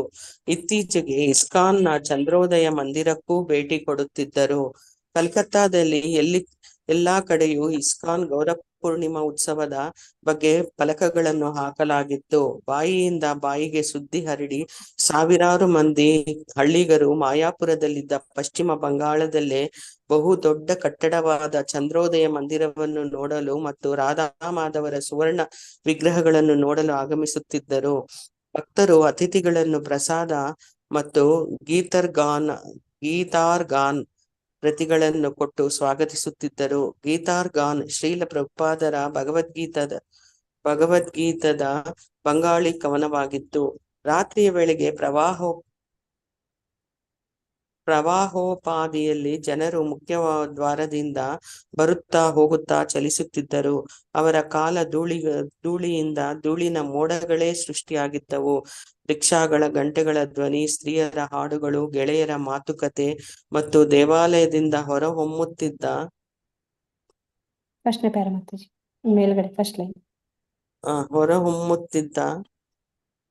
ಕೀರ್ತನೆಗಳ ಅನುರಣ ಮತ್ತಿಜಿ ಇನ್ನೊಂದು ವರ್ಡ್ ಏನಿದೆ ಅಲ್ಲಿ? ಲಾಸ್ಟ್ ಇಡೀ ವಾತಾವರಣದಲ್ಲಿ ತುಂಬಿ ಹೋಗಿತ್ತು. ಇಡೀ ವಾತಾವರಣದಲ್ಲಿ ತುಂಬಿ ಹೋಗಿತ್ತು. ಬಹಳ ಜನ ಪ್ರೇಕ್ಷಕರು ದೇವಾಲಯಕ್ಕೆ ಬರುತ್ತಿದ್ದರು, ಚಿತ್ರ ಪ್ರದರ್ಶನವನ್ನು ನೋಡುತ್ತಿದ್ದರು, ಸ್ವಲ್ಪ ಕಾಲ ಅಲ್ಲೇ ನಿಂತು ಕೀರ್ತನೆಗಳನ್ನು ಕೇಳುತ್ತಿದ್ದರು. ಹೊರಗಡೆ ಪೆಂಡಾಲಿನ ರಂಗಮಂದಿರದಲ್ಲಿ ನಡೆಯುತ್ತಿದ್ದ ರಂಗ ಪ್ರಯೋಗಗಳನ್ನು ಕೆಲವರು ನೋಡುತ್ತಿದ್ದರು. ಲಕ್ಷಾಂತರ ಜನ ವೀಕ್ಷಕರು ಬಂದಿದ್ದರೂ ಕೂಡ ಇಡೀ ದೃಶ್ಯ ಶಾಂತಮಯವಾಗಿತ್ತು. ಜನರು ಒಬ್ಬರನ್ನೊಬ್ಬರು ತಳ್ಳದೆ ಧಾವಂತ ಪಡದೆ ಪವಿತ್ರ ಕ್ಷೇತ್ರವನ್ನು ನೋಡುವಾಗ ಸಹಜವಾಗಿ ಉದ್ಭವಿಸುವ ಗೌರವಾಧಾರದಿಂದ ಅಲ್ಲೆಲ್ಲ ತಿರುಗಾಡುತ್ತಿದ್ದರು. ಧನ್ಯವಾದಗಳು ಹರೇ ಕೃಷ್ಣ ಮಾತಾಜಿ. ಮಾತಾಜಿ, ಧನ್ಯವಾದಗಳು ಮಾತಾಜಿ. ಹರೇ ಕೃಷ್ಣ. ನೆಕ್ಸ್ಟ್ ಯಾರ್ಯಾರು ಓದ್ತೀರಾ? ಓದ್ಲ ಮಾತಾಜಿ ಉಮಾದೇವಿ. ಓದಿ ಮಾತಾಜಿ. ಧ್ರುವನಾಥ. ಉತ್ಸವದ ಅತ್ಯಂತ ಆನಂದಮಯವಾದ ಕ್ಷಣವೆಂದರೆ ಮುಂಜಾನೆ ಅರ್ಚಾ ವಿಗ್ರಹಗಳನ್ನು ಸ್ವಾಗತಿಸುತ್ತಿದ್ದಾರೆ. ಮೇಲೆ ಶ್ರೀಲ ಪ್ರಭುಪಾದರು ದೇವಾಲಯದ ಪ್ರದಕ್ಷಿಣೆ ಮಾಡುತ್ತಿದ್ದರು. ಗರ್ಭಾಕರಣದ 2 ಪಕ್ಕಗಳಲ್ಲಿ ಗಂಟೆಗಳನ್ನು ತೂಗು ಹಾಕಿದ್ದರು. ನಾವೆಲ್ಲ ಪ್ರದಕ್ಷಿಣೆ ಮಾಡುತ್ತಿರುವಾಗ ಪ್ರಭುಪಾದರು ಗಂಟೆಯ ಬಳಿ ಬರುತ್ತಿದ್ದರು. ಭಕ್ತನೊಬ್ಬ ಅವರಿಗೆ ಗಂಟೆಯ ಕಟ್ಟಿದ ಹಗ್ಗವನ್ನು ಕೊಡುತ್ತಿದ್ದನು. ಆನಂದೋದ್ರೇಕದಿಂದ ಭಕ್ತರೆಲ್ಲ ಆಡುತ್ತಿದ್ದರು, ಕುಣಿಯುತ್ತಿದ್ದರು. ಆ ಲಯಕ್ಕೆ ತಕ್ಕಂತೆ ಪ್ರಭುಪಾದರು ಗಂಟೆಯನ್ನು ನುಡಿಸುತ್ತಿದ್ದರು. ಹಾಗೆ ನುಡಿಸುವಾಗ ಅವರ ತಮ್ಮ ಎಡಗೈಯನ್ನು ಮೇಲಕ್ಕೆತ್ತಿ ಎಲ್ಲ ಭಕ್ತರು ಆಡಿ ಕುಣಿಯಿರಿ ಎಂದು ಸೂಚಿಸುತ್ತಿದ್ದರು. ಅನಕಾದುಂದುಬಿ. ಶ್ರೀಲ ಬಹುಪಾದರು ವರಾಂಡದಲ್ಲಿ ಕುಳಿತು ಮಾಯಾಪುರವನ್ನು ನೋಡುತ್ತಿದ್ದರು. ಕೆಲವು ಬಾಲಕರು ಹಸು ಮೇಯಿಸುತ್ತಿರುವುದು ಅವರ ಕಣ್ಣಿಗೆ ಬಿತ್ತು. ಇಡೀ ದೃಶ್ಯವನ್ನು ನೋಡುವುದರಲ್ಲಿ ಅವರು ತನ್ಮಯರಾಗಿ ಹೋದರು. ಯಾರೋ ಒಬ್ಬರು ಅವರಿಗೆ ದೂರದರ್ಶಿಯನ್ನು ತಂದುಕೊಟ್ಟರು. ಒಂದು ಬೆರಳನ್ನು ಗಾಳಿಯಲ್ಲಿ ಎತ್ತಿ ಅವರು ಬೈನಾಕುಲರ್ ಮೂಲಕ ನೋಡುತ್ತಿದ್ದರು. ಆಗ ಸೈನಾಧಿಕಾರಿಯ ಹಾಗೆ ಅವರು ಕಾಣುತ್ತಿದ್ದರು. ಭಕ್ತ ವಿನೋದ ಠಾಕೂರ ಭವನವನ್ನು ನೋಡಿ ಅನಂತರ ಚೈತನ್ಯ ಮಹಾಪ್ರಭುಗಳ ಜನ್ಮಸ್ಥಳದ ಮೇಲೆ ಅವರ ದೃಷ್ಟಿ ಕೇಂದ್ರೀಕೃತವಾಯಿತು. ಕಣ್ಣಲ್ಲೇ ಕಣ್ಣಿಟ್ಟು ನೋಡಿದರು. ಆಮೇಲೆ ತಮಗೆ ತಾವೇ ಉದ್ಗರಿಸಿದರು, ಯಾರೂ ಇಲ್ಲ, ಅವರಿಗೆ ಯಾರೂ ಇಲ್ಲ. ಸತ್ಸ್ವರೂಪ ದಾಸ ಗೋಸ್ವಾಮಿ. ಒಂದು ದಿನ ಪ್ರಭುಪಾದರು ಜೆಬಿಸಿ ಸದಸ್ಯರನ್ನು ತಮ್ಮ ಬಳಿಗೆ ಕರೆಸಿಕೊಂಡರು. ಮಧ್ಯಾಹ್ನದ ಸಮಯ. ಕಾಣಿಸ್ತಾ ಇಲ್ಲ ಮಾತಾಜಿ. ಅವರ ಮುಖದಲ್ಲಿ ತುಂಬಿ ತುಳುಕುತ್ತಿತ್ತು. ದೇವಾಲಯದ ಕೀರ್ತನೆಯನ್ನು ಅವರು ಆಲಿಸುತ್ತಿದ್ದರು. ಪ್ರತಿಯೊಬ್ಬರು ಮಾಯಾಪುರಕ್ಕೆ ಬರಬೇಕು ಮತ್ತು ದಿನದ 24 ಗಂಟೆ ನಾಮಜಪ ಮಾಡಬೇಕು ಎಂದು ಅವರು ಹೇಳಿದರು. ಇಲ್ಲಿ ಬೇಕಾದಷ್ಟು ಸ್ಥಳವಿದೆ. ಬೆಳಗಿನ ಪ್ರವಚನ ತುಂಬಾ ಚೆನ್ನಾಗಿ ಆಯಿತು. ಸಾವಿರಾರು ವರ್ಷಗಳ ಹಿಂದೆ ಪ್ರಹ್ಲಾದ್ ಮಹಾರಾಜರು ಬೋಧಿಸುತ್ತಿದ್ದ ಉಪದೇಶವನ್ನು ಕುರಿತದ್ದಾಗಿತ್ತು. ಪ್ರಹ್ಲಾದ ಕೇವಲ 5 ವರ್ಷದ ಬಾಲಕ. ಭಕ್ತಿ ವಿನೋದ ಠಾಕೂರ್ ಹೇಳಿರುವಂತೆ ನಾಮಜಪ ಒಂದು ಉದ್ಧಾರದ ಮಾರ್ಗ. ಅದರಲ್ಲೇ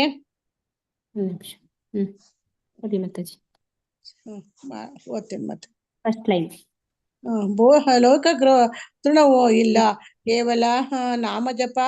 ಅಜಾಮಿಳ ನಾರಾಯಣ ಎಂದು ನಾಮಜಪ ಮಾಡಿದ ಮೋಕ್ಷವನ್ನು ಪಡೆದ ಹರೇ ಕೃಷ್ಣ ಮಾತಾಜಿ. ಧನ್ಯವಾದಗಳು. ನನಗೆ ಕಾಣಿಸ್ತಾ ಇಲ್ಲ ಮಾತಾಜಿ, ಸಾರಿ ಮಾತಾಜಿ. ಇಲ್ಲ ಮಾತಾಜಿ, ಇದು ಸ್ವಲ್ಪ ನೆರಳಾಗಿದೆ ಅದಕ್ಕೆ. ನೆಕ್ಸ್ಟ್ ಮಾತಾಜಿ. ಒಬ್ಬೊಬ್ರು ಓದಿ ಮಾತಾಜಿ ದಯವಿಟ್ಟು. ಎಲ್ಲಿಂದ ಮಾತಾಜಿ? ತಂಡವಾಗಿ ಭಕ್ತರು ಮಾಯಾಪುರಕ್ಕೆ ಬರಬೇಕು. ಅಲ್ಲಿ ಫೋಟೋ ಅಡ್ಡ ಇದೆ ಮಾತಾಜಿ. ಬರಬೇಕು. ಮುಂದಕ್ಕೆ ಕಾಣಿಸ್ತಾ ಇಲ್ಲ ಮಾತಾಜಿ. ಯಾವಾಗ ನೋಡಿದರು ಮಾತಾಜಿ ನಿಮ್ ಸ್ಕ್ರೀನ್ ಕೆಳಗೆ ಮಾಡಿ ಮಾತಾಜಿ. ಸ್ಕ್ರೋಲ್ ಡೌನ್ ಮಾಡಿ, ನಿಮ್ದು ಟಚ್ ಮಾಡಿ ಸ್ಕ್ರೋಲ್ ಡೌನ್ ಮಾಡ್ಬಿಡಿ ಮಾತಾಜಿ. ಮಾತಾಜಿ ಆಯ್ತು ಮಾತಾಜಿ. ಮತ್ತೆ ಮೇಲೆ ಹೊರಟೋಯ್ತು ಮಾತಾಜಿ. ನಿಮ್ದು ಮೊಬೈಲ್ ಅಲ್ಲಿ ಸ್ವಲ್ಪ ದೊಡ್ಡ ಜಾಸ್ತಿ ಮಾಡ್ಕೊಂಡ್ರೆ ಆಗತ್ತೆ ಮಾತಾಜಿ. ಈಗ ಮಾಡಕ್ ಹೋದ್ರೆ ಈ ತರ ಆಗುತ್ತೆ. ಕಾಣಿಸ್ತಿದ್ಯಾ? ಹರೇ ಕೃಷ್ಣ ಮಾತಾಜಿ, ನೀವು ಮೊಬೈಲ್ ನಿಂದ ಜೂಮ್ ಮಾಡಿ, ಅದ್ರಲ್ಲಿ ಆಗುದಿಲ್ಲ. ಆಗ್ತಾ ಇದೆ ಮಾತಾಜಿ. ಓಕೆ. ತಂಡವಾಗಿ ಭಕ್ತರು ಮಾಯಾಪುರಕ್ಕೆ ಬರಬೇಕು. ಯಾವಾಗ ನೋಡಿದರೂ ಕಡೆ ಪಕ್ಷ 500 ಜನ ಮಾಯಾಪುರದಲ್ಲಿರಬೇಕು. ಆಗ ಯಾರೋ ಭಕ್ತ ಹೇಳಿದ, ಅಮೆರಿಕದಲ್ಲಿ ಈಗ ನಾಮಜಪದ ವೇಳೆಯನ್ನು ಹೆಚ್ಚಿಸಿದ್ದಾರೆ. ದಿನಕ್ಕೆ 12 ಗಂಟೆ ನಾಮಜಪ ಮಾಡುತ್ತಿದ್ದಾರೆ. 24 ಗಂಟೆ ನಾಮಜಪ ಮಾಡಬೇಕೆಂದು ಅವರ ಉದ್ದೇಶ. ಒಳ್ಳೆಯದು, ಇದು ಎಲ್ಲಾ ಕಡೆಯಲ್ಲೂ ಆಗಬೇಕು. ನಾಮಜಪ ನಿರಂತರವಾಗಿ ನಡೆಯಬೇಕು. ಈ ಸಭೆಗಳು, ಈ ಠರಾವುಗಳು, ಈ ನಿರ್ಣಯಗಳು, ಕ್ರಾಂತಿಗಳು ಏನು ಮಾಡಿದರೂ ಮತ್ತೆ ಅವೇ ಸಮಸ್ಯೆಗಳು. ಇವೆಲ್ಲಕ್ಕೆ ಬದಲಾಗಿ ಸುಮ್ಮನೆ ನಾಮಜಪ ಮಾಡಿದರೆ ಸಾಕು. ಗೋಪವೃಂದ ಪಾಲ. ನಾನು ಕಾವಲು ಕೆಲಸ ಮಾಡುತ್ತಿದ್ದೆ. ಮಧ್ಯರಾತ್ರಿ 12 ಗಂಟೆಗೋ 1 ಗಂಟೆಗೋ ಪ್ರಭುಪಾದರು ಹೇಳುತ್ತಿದ್ದರು. ಅವರು ಮಹಡಿಯ ಮೇಲೆ, ನಾನು ಕೆಳಗೆ ಬಾಲ್ಕನಿಯಲ್ಲಿ ಹಿಂದೆ ಮುಂದೆ ತಿರುಗುತ್ತಾ ಅವರು ನಾಮಜಪ ಮಾಡುತ್ತಿದ್ದುದು ನನಗೆ ಕೇಳಿಸುತ್ತಿತ್ತು. ಅವರು ಕಾಣುತ್ತಿರಲಿಲ್ಲ. ಆದರೆ ಅವರ ಥಳಥಳಿಸುವ ಬೊಕ್ಕ ತಲೆ ನನ್ನ ಕಣ್ಣಿಗೆ ಕಟ್ಟಿತ್ತು.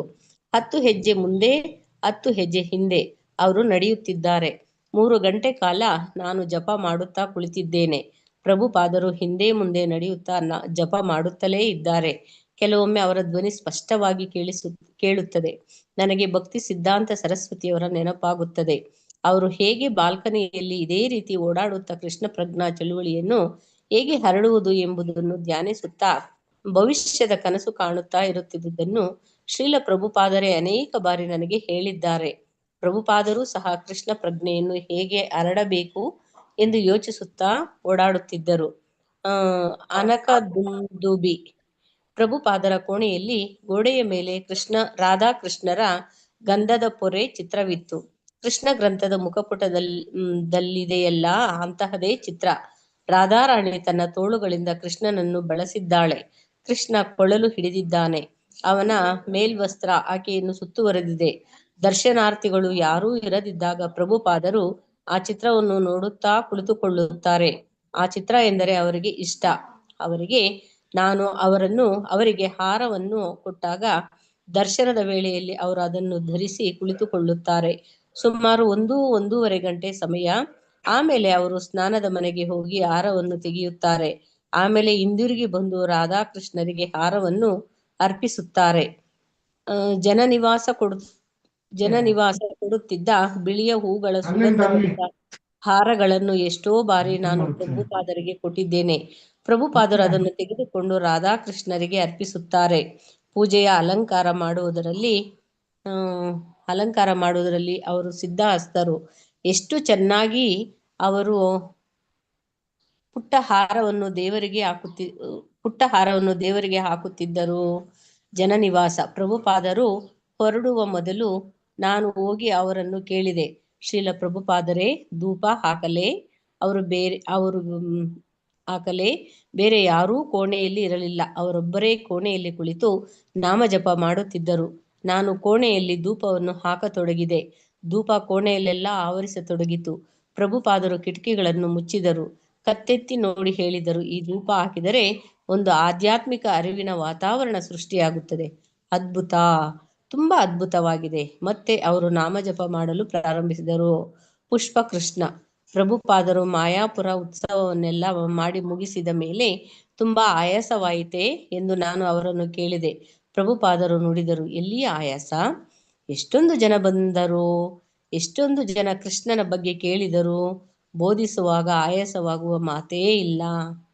ಹರೇ ಕೃಷ್ಣ ಮಾತಾಜಿ. ಧನ್ಯವಾದಗಳು ಮಾತಾಜಿ. ಪಲ್ಲವಿ ಮಾತಾಜಿ ಮತ್ತೆ ಎಲ್ಲ ಓದಿದ ಎಲ್ಲ ಮಾತಾಜಿಗಳಿಗೂ ಕೂಡ ಧನ್ಯವಾದಗಳು. ಹರೇ ಕೃಷ್ಣ. ಮಾತಾಜಿ ಹೋಸ್ಟ್ ಮಾಡಿ ಅಥವಾ ಕೋ ಹೋಸ್ಟ್ ಮಾಡಿ. ಮಾಡ್ತೀನಿ, ಒಂದು ನಿಮಿಷ. ಹರೇ ಕೃಷ್ಣ. ಈಗ 221ರಿಂದ ನಿನ್ನೆ ರಾಮೇಶ್ವರರು ಆ ಪ್ರಭುಪಾದರ ಫೋನಿಗೆ ಬಂದು ಬಿಬಿಟಿಯ ಇವ್ರದ್ದು ಎಂತಾಗಲ್ಲ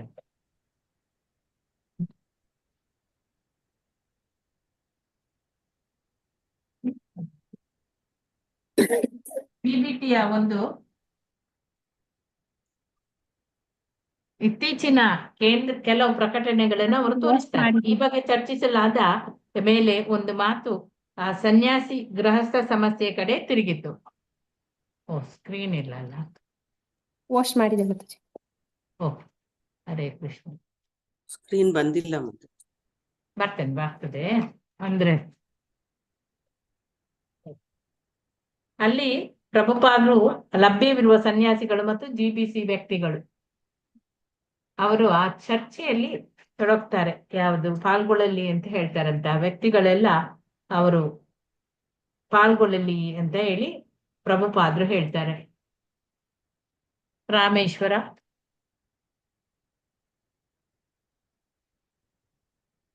ಮತ್ತೆ ದೇವಾಲಯಗಳ ಪರವಾಗಿ ಅವರು ಮಾತನಾಡ್ತಿದ್ರು. ರಾಧಾದೇವ್ ದಾಮೋದರ ಆ ಮಂಡಳಿಯ ದೇವಾಲಯದ ಬಗ್ಗೆ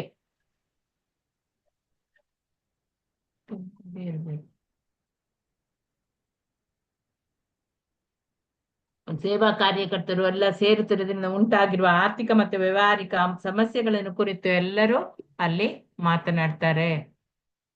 ಮಾತಾಜಿ ಓಪನ್ ಆಗಿಲ್ಲ. ಆಗ್ತದೆ, ಒಂದು ನಿಮಿಷ, ನಾನೀಗ ಓಪನ್ ಮಾಡ್ತಾ ಇರ್ತೇನೆ. ಆಮೇಲೆ ಆ ದೇವಾಲಯಗಳನ್ನು ಪುಸ್ತಕ ವಿತರಣೆ ಪ್ರಮಾಣ ಅಲ್ಲಿ ತಗ್ಗತೊಡಗಿತ್ತು. ಅದು ಯಾಕೆ ಅಂತ ಹೇಳಿ ಎಲ್ಲ ವಿಚಾರವನ್ನು ಮಾಡ್ತಾ ಇದ್ದಾರೆ.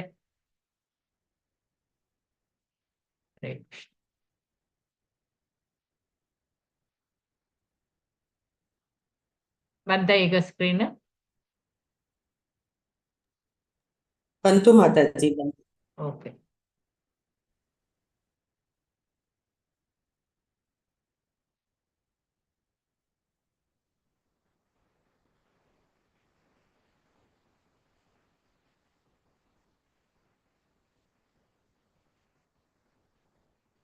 ಈಗ ಇಲ್ಲಿ ಪ್ರವಾಸಿ ವಾಹನ ಮಂಡಳಿಗಳನ್ನು ಅವರನ್ನೆಲ್ಲ ಸೇರಲು ಅತಿಯಾದ ಪ್ರಚಾರಗಳು ನಡೆಯುತ್ತದೆ. ಆ ನಿಷ್ಠರಾದ ದೇವಾಲಯದ ಭಕ್ತರು ಹೇಗೆ ತಾನೇ ದೇವಾಲಯದ ನಿರ್ವಹಣೆಯ ಹಣವನ್ನು ಸಂಗ್ರಹಿಸುವುದರಲ್ಲಿ ಆಗ್ಲಿ ತೃಪ್ತಿಯನ್ನು ಹೊಂದಬಲ್ಲರು? ಪುಸ್ತಕಗಳನ್ನು ವಿತರಣೆ ಮಾಡುವ ಅವಕಾಶದಿಂದ ಅವರೆಲ್ಲ ವಂಚಿತರಾಗುತ್ತಿದ್ದಾರೆ. ಪುಸ್ತಕ ವಿತರಣೆಯ ಆನಂದವನ್ನು ಅನುಭವಿಸುವುದಕ್ಕೆ ದೇವಾಲಯದ ಭಕ್ತರು ಯಾವಾಗ್ಲೂ ಕಾತರರಾಗಿಯೇ ಇರ್ತಿದ್ರು. ಆದರೆ ಸಂಚಾರಿ ವಾಹನ ಮಂಡಳಿಗಳ ಚಾಕಚಕ್ಯತೆಯಿಂದ ಮುಂದೆ ಅವರಿಗೆ ತುಂಬಾ ಕಷ್ಟ ಆಗ್ತಿತ್ತು. ರಾಮೇಶ್ವರರು ಶ್ರೀಲ ಪ್ರಭುಪಾದರನ್ನು ಕೇಳಿಕೊಳ್ತಾರೆ, ಗೃಹಸ್ಥರು ಬ್ರಹ್ಮಚಾರಿಗಳನ್ನು ನೋಡಿಕೊಳ್ಳುವುದಕ್ಕೆ ಅರ್ಹರಲ್ಲ ಎನ್ನುವ ತಾತ್ವಿಕ ನೆಲೆಯ ತಪ್ಪು ಅಭಿಪ್ರಾಯ, ಇದನ್ನು ನೀವು ನಿವಾರಿಸಬೇಕು ಅಂತ ಹೇಳ್ತಾರೆ. ಪ್ರಭುಪಾದರು ಮತ್ತೆ ಚೋಟ ಹರಿದಾಸ್ ಎಂಬ ಸನ್ಯಾಸಿಯ ಬಗ್ಗೆ ಪ್ರಸ್ತಾಪ ಮಾಡ್ತಾರೆ.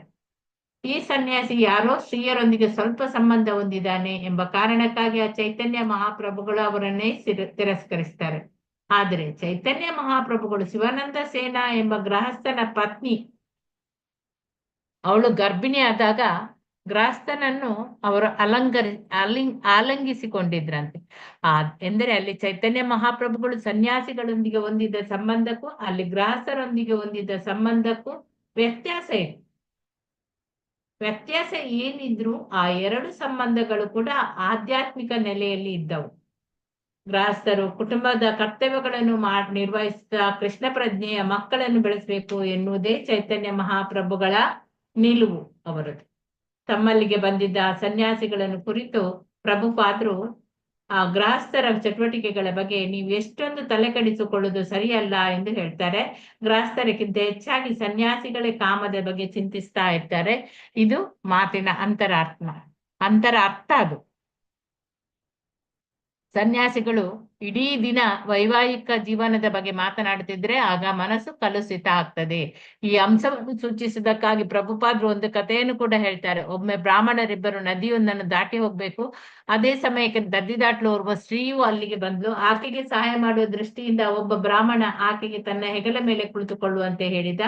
ಇದನ್ನು ಕೇಳಿ ಇನ್ನೊಬ್ಬ ಬ್ರಾಹ್ಮಣನಿಗೆ ಆಶ್ಚರ್ಯ ಆಗ್ತದೆ.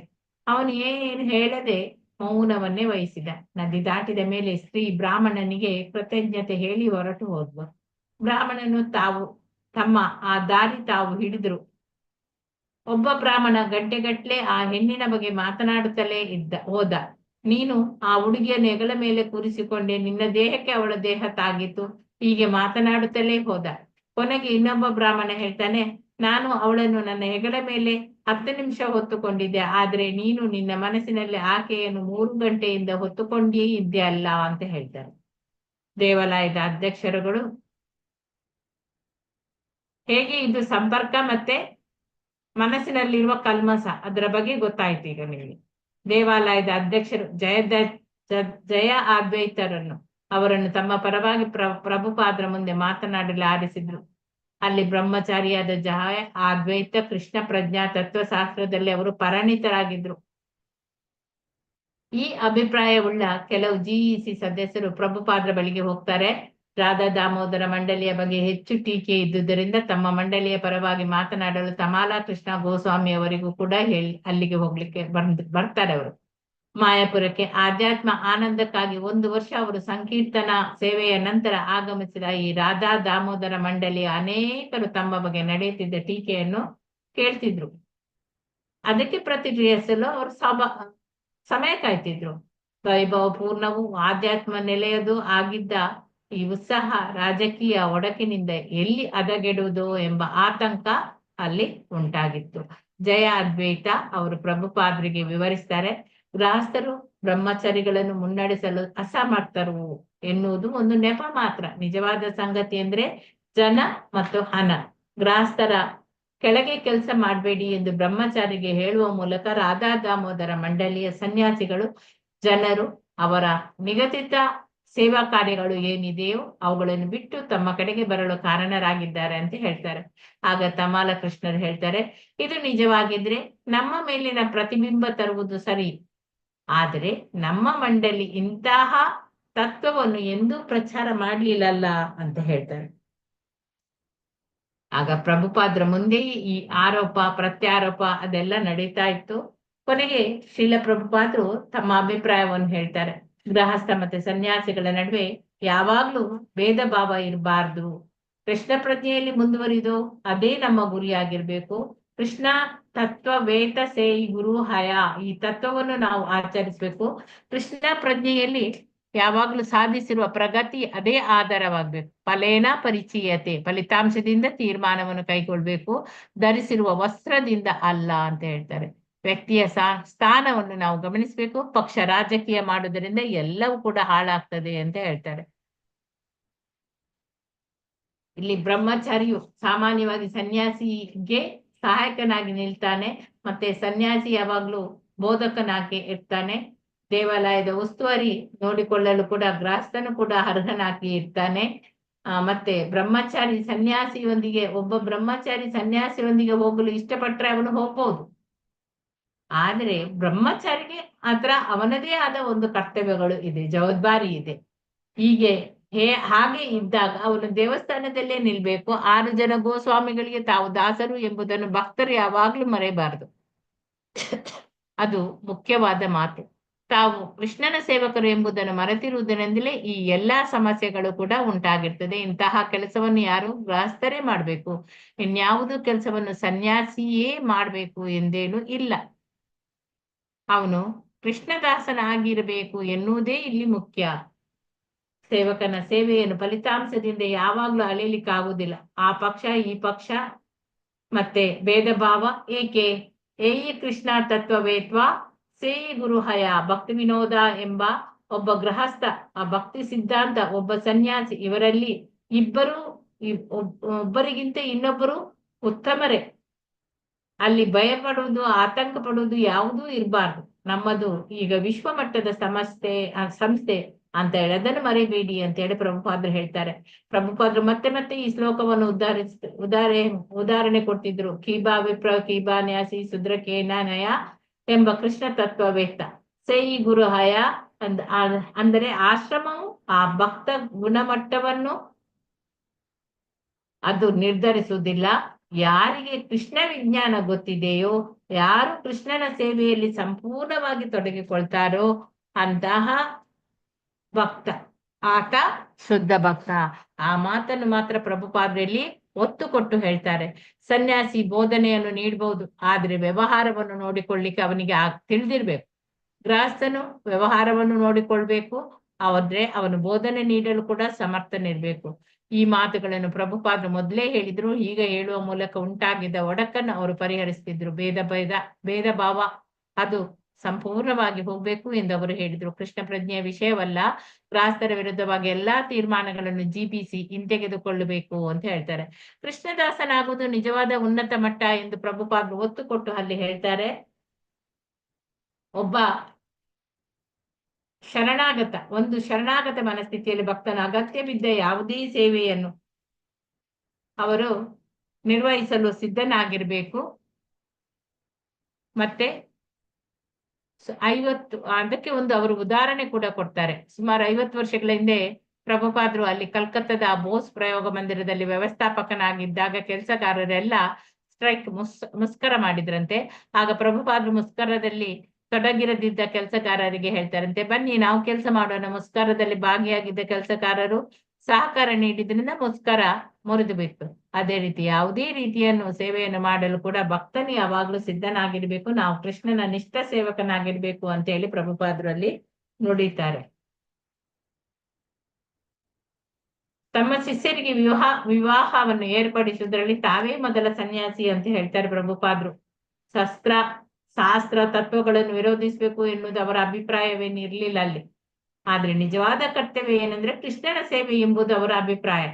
ಕೃಷ್ಣನ ಸೇವೆಗಾಗಿ ವಿವಾಹ ಅದನ್ನು ಏರ್ಪಡಿಸುವುದು ಕೂಡ ಅಗತ್ಯವೆನಿಸಿದ್ರೆ ಅದನ್ನು ನಾವು ಮಾಡ್ಲೇಬೇಕು. ಆದ್ರೆ ಸಾಮಾನ್ಯವಾಗಿ ಸನ್ಯಾಸಿಯು ಆ ಬೋಧನೆಯಲ್ಲಿ ಸಂಪೂರ್ಣವಾಗಿ ಅವನು ತೊಡಗಿಕೊಳ್ಬೇಕು. ಆತನ ಬೋಧನೆ ಯಾವಾಗ್ಲೂ ತಡೆ ಉಂಟಾಗಬಾರ್ದು. ಯಾರಿಗೆ ಯಾವ ಕೆಲಸವನ್ನು ವಹಿಸಲಾಗಿದೆಯೋ ಅದನ್ನು ಆತ ನಿಷ್ಠೆಯಿಂದ ಮಾಡ್ಬೇಕು. ಪ್ರತಿಯೊಂದು ಸುದ್ದಿಯಲ್ಲೂ ಕೂಡ ಸ್ವಲ್ಪ ಸತ್ಯಾಂಶ ಅದು ಇದ್ದೇ ಇರ್ತದೆ ಅಂತ ಹೇಳ್ತಾರೆ ಪ್ರಭುಪಾದರು. ಸದ್ಯದ ಈ ಒಳ ಜಗಳಗಳು ಏನಿದ್ದೆವೋ ಅದನ್ನು ಪರಿಹರಿಸ್ತಿದ್ರು. ಅದಲ್ಲದೆ ಭಕ್ತರನ್ನು ಕೃಷ್ಣ ಪ್ರಜ್ಞೆಯ ನಿಷ್ಠಾವಂತ ನೆಲಕ್ಕೆ ಅವರು ಆ ನೆಲೆಗೆ ಮೇಲೆ ಎತ್ತುತ್ತಿದ್ರು. ಅವರು ಯಾವ ಪಕ್ಷಪಾತವನ್ನು ತೋರಿಸಿರ್ಲಿಲ್ಲ. ತತ್ವಜ್ಞಾನವನ್ನು ಧಾರಾಕಾರವಾಗಿ ಸುರಿದು ಶಾಂತಿಯನ್ನು ಸ್ಥಾಪಿಸಲಿಲ್ಲ. ತಮ್ಮ ಶಿಷ್ಯರ ಬುದ್ಧಿಮತ್ತೆಯನ್ನು ಅವರು ಜಾಗೃತಗೊಳಿಸ್ತಿದ್ರು. ಅದಕ್ಕೂ ಮುಖ್ಯವಾಗಿ ಅವರು ಶಿಷ್ಯರ ಹೃದಯಗಳನ್ನು ಪ್ರವೇಶ ಮಾಡ್ತಿದ್ರು, ಸಾಂತ್ವನಗೊಳಿಸ್ತಿದ್ರು, ಅನ್ಯೋನ್ಯತೆಯಿಂದ ಕೆಲಸ ಮಾಡುವ ಉತ್ಸಾಹವನ್ನು ಅವರಲ್ಲಿ ತುಂಬಿಕೊಡ್ತಿದ್ರು. ಶ್ರೀಲ ಪ್ರಭುಪಾದರು ತಮ್ಮ ಮಾತು ಮುಗಿಸಿದ ಮೇಲೆ ಶಿಷ್ಯರಿಗೆ ಪ್ರತಿಕ್ರಿಯಿಸಲು ಹೇಳ್ತಾರೆ. ಜಯ ಅದ್ವೈತ ನುಡಿತಾರೆ. ಪ್ರಭುಪಾದರ ನಿರ್ಣಯಗಳಿಂದ ಎಲ್ಲಾ ಅಧ್ಯಕ್ಷರು ಸಂಪೂರ್ಣವಾಗಿ ತೃಪ್ತರಾಗ್ತಾರೆ ಎಂದು ಜಯ ಅದ್ವೈತ್ಯ ಭಾವಿಸ್ತಾರೆ. ಕಮಾಲ ಕೃಷ್ಣ ಕೂಡ ಹೇಳ್ತಾರೆ, GBCಗೂ ಇದರಿಂದ ತೃಪ್ತಿಯಾಗಿದೆ. ಪ್ರಭುಪಾದರ ಕೃಪೆಯಿಂದ ಈಗ ಪ್ರತಿಯೊಬ್ಬನು ಸರಿಯಾದ ತಿಳುವಳಿಕೆಯಿಂದ ಮುನ್ನಡೆಯಲಿಕ್ಕೆ ಸಿದ್ಧರಾಗಿದ್ದಾರೆ ಅಂತ ಹೇಳಿ. ಭಕ್ತರು ಸಂತೋಷ ಮನಸ್ಕರಾಗಿ ಪ್ರಭುಪಾದರ ಕೋಣೆಯಿಂದ ಎಲ್ಲರೂ ಹೊರಡ್ತಾರೆ. ಉದ್ಧಾರಕಾರಿಯಾದ ಯಾವುದೇ ರಾಜಕೀಯವಿಲ್ಲದ ಗೌರವ ಪೂರ್ಣಿಮಾ ಉತ್ಸಾಹದಲ್ಲಿ ಬೇರೆಯವರೊಂದಿಗೆ ಸಹಭಾಗಿಯಾಗ್ಲು ಕೂಡ ಅವರು ಮಾನಸಿಕವಾಗಿ ಈಗ ಸಿದ್ಧರಾದ್ರು. ಮಾರನೇ ದಿನ ಬೆಳಿಗ್ಗೆ ಮಾಯಾಪುರದ ಭವನದ ತಾರಸಿಯ ಮೇಲೆ ಪ್ರಭುಪಾದರು ತಿರುಗಾಡ್ತಾ ಇರ್ತಾರೆ. ವೃತ್ತಾಕಾರವಾಗಿ ತಿರುಗುವಾಗ ದೇವಾಲಯದ ಅಧ್ಯಕ್ಷರು, ಸನ್ಯಾಸಿಗಳು ಸೇರಿದಂತೆ ಸುಮಾರು 24 ಮಂದಿ ಶಿಷ್ಯರು ಬಂದು ಅವರನ್ನು ಕೂಡಿಕೊಳ್ತಾರೆ. ಈಗ ದೇವಾಲಯದ ಅಧ್ಯಕ್ಷರು ಜಯಶೀಲರಾದ ಭಾವದಲ್ಲಿ ಇದ್ರು. ಅವರ ಹಿತಾಸಕ್ತಿಯನ್ನು ರಕ್ಷಿಸಲಾಗಿತ್ತು. ತಾತ್ವಿಕ ತಪ್ಪು ತಿಳುವಳಿಕೆ ದೂರವಾಗಿತ್ತು. ಈಗ ಎಲ್ಲವೂ ಕೂಡ ಅಲ್ಲಿ ಸರಿಯಾಗಿತ್ತು. ಇಡೀ ಘಟನೆ ಪ್ರಭುಪಾದರ ಬಗ್ಗೆ ಶಿಷ್ಯರಿಗೆ ಇದ್ದ ನಂಬಿಕೆಯನ್ನದು ವೃದ್ಧಿಗೊಳಿಸ್ತಾ ಹೋಗ್ತದೆ. ಹುಸಿ ಪ್ರತಿಷ್ಠೆ ತೊರೆದು ಪ್ರಭುಪಾದರು ಅನತಿಯನ್ನು ಪಾಲಿಸುವುದು ಜಾಣತನ ಎಂಬುದೇ ಅವರ ಗಮನಕ್ಕೆ ಬರ್ತದೆ. ಕಳೆದ ವಾರ ಗಂಭೀರ ಪರಿಸ್ಥಿತಿಯಲ್ಲಿ ಈಗ ಪರಿಹಾರವಾಗಿದ್ದರಿಂದ ಪರಿಹಾಸದ ನೆಲೆಯಲ್ಲಿ ಪಂಚದ್ರಾವಿಡ ಸ್ವಾಮಿ ಪ್ರಭುಪಾದರನ್ನು ವಿಚಿತ್ರ ರೀತಿಯಲ್ಲಿ ಪ್ರಶ್ನಿಸತೊಡಗಿದ್ದಾರೆ. ಶ್ರೀಲ ಪ್ರಭುಪಾದ್ರೆ, ಒಂದು ವಿಷಯ ನನಗೆ ಗೊತ್ತಾಗಿಲ್ಲ. ಚೈತನ್ಯ ಚರಿತಾಮೃತದಲ್ಲಿ ಸಾಕ್ಷಿ ಗೋಪಾಲನ ಕತೆ ಬರ್ತದೆ. ಅದು ಅಲ್ಲಿ ದೇವರು ಇಲ್ಲಿ ತರುಣ ಬ್ರಾಹ್ಮಣನಿಗೆ ಸಾಕ್ಷಿಯಾಗಲು ಬಂದಿರುತ್ತಾರೆ. ತರುಣ ಬ್ರಾಹ್ಮಣ ವೃದ್ಧ ಬ್ರಾಹ್ಮಣನ ಸೇವೆ ಮಾಡ್ತಾ ಇದ್ದ. ವೃದ್ಧ ತನ್ನ ಮಗಳನ್ನು ಅವನಿಗೆ ಮದುವೆ ಮಾಡಿಕೊಡ್ಬೇಕು ಅಂತ ಹೇಳ್ತಾ ಇದ್ದ. ಆಗ ದೇವರ ಸಾಕ್ಷಿಯ ರೂಪದಲ್ಲಿ ಬರ್ತಾನೆ. ದೇವರೇ ಅಲ್ಲಿ ಸಾಕ್ಷಿಯ ರೂಪದಲ್ಲಿ ಬರ್ತಾರೆ. ಮದುವೆಗೆ ಸಾಕ್ಷಿಯಾಗಲು ಅಷ್ಟು ದೂರದಿಂದ ದೇವರು ಯಾಕೆ ಬರ್ಬೇಕು? ಅವನು ಬ್ರಹ್ಮಚಾರಿಯಾಗಿ ಉಳಿಯಬಹುದಾಗಿತ್ತಲ್ಲ. ಕೇವಲ ಒಂದು ಮದುವೆಗಾಗಿ ದೇವರನ್ನೇ ಅಷ್ಟು ದೂರದಿಂದ ಕರೆಸಿಕೊಂಡದ್ದು ಸರಿಯೇ ಅಂತ ಹೇಳಿ ಇಲ್ಲಿ ಪಂಚದ್ರಾವಿಡ ಸ್ವಾಮಿಗಳ ಮಾತಿಗಿಂತ ಅವರ ಮಾತುಗಳನ್ನು ಹೇಳಿದ ರೀತಿಯಲ್ಲಿ ಅದು ವ್ಯಂಗ್ಯದಿಂದ ಅದು ಕೂಡಿತ್ತು. ಅದು ಅವರ ಅನಗತ್ಯವಾದ ನಿಷ್ಠೂರ ವಿಮರ್ಶೆಯನ್ನು ಸೂಚಿಸುತ್ತದೆ. ಆದ್ರೆ ಪ್ರಭುಪಾದರು ಮಾತ್ರ ತಮಾಷೆಯ ದಾಟೆಯಲ್ಲೇ ಉತ್ತರಿಸಿದ್ರು, ನಾನು ಮದುವೆಗೆ ವಿರುದ್ಧವಿಲ್ಲ. ಅನೈತಿಕ ಕಾಮದ ಬಗ್ಗೆ ಮಾತ್ರ ನಾನು ವಿರೋಧ. ನಿಮಗೆ ಮದುವೆ ಆಗಿಲ್ಲ, ಅದಕ್ಕೆ ನೀವು ಬೇರೆ ಯಾರು ಮದುವೆ ಮಾಡಿಕೊಳ್ಬಾರ್ದು ಎಂದು ಹೇಳ್ತೀರಾ? ಇದೇ ಮನಸ್ಸಾಸ್ತ್ರ ಅಂತ ಹೇಳ್ತಾರೆ. ಉಳಿದ ಶಿಷ್ಯರೆಲ್ಲ ಆಗ ಗಟ್ಟಿಯಾಗಿ ನಗತೊಡಗ್ತಾರೆ. ಕೈಗೆಟುಕದ ದ್ರಾಕ್ಷೆ ಹುಳಿ ಅಲ್ಲವೇ ಅಂತ ಹೇಳ್ತಾರೆ ಶ್ರೀಲ ಪ್ರಭುಪಾದರು.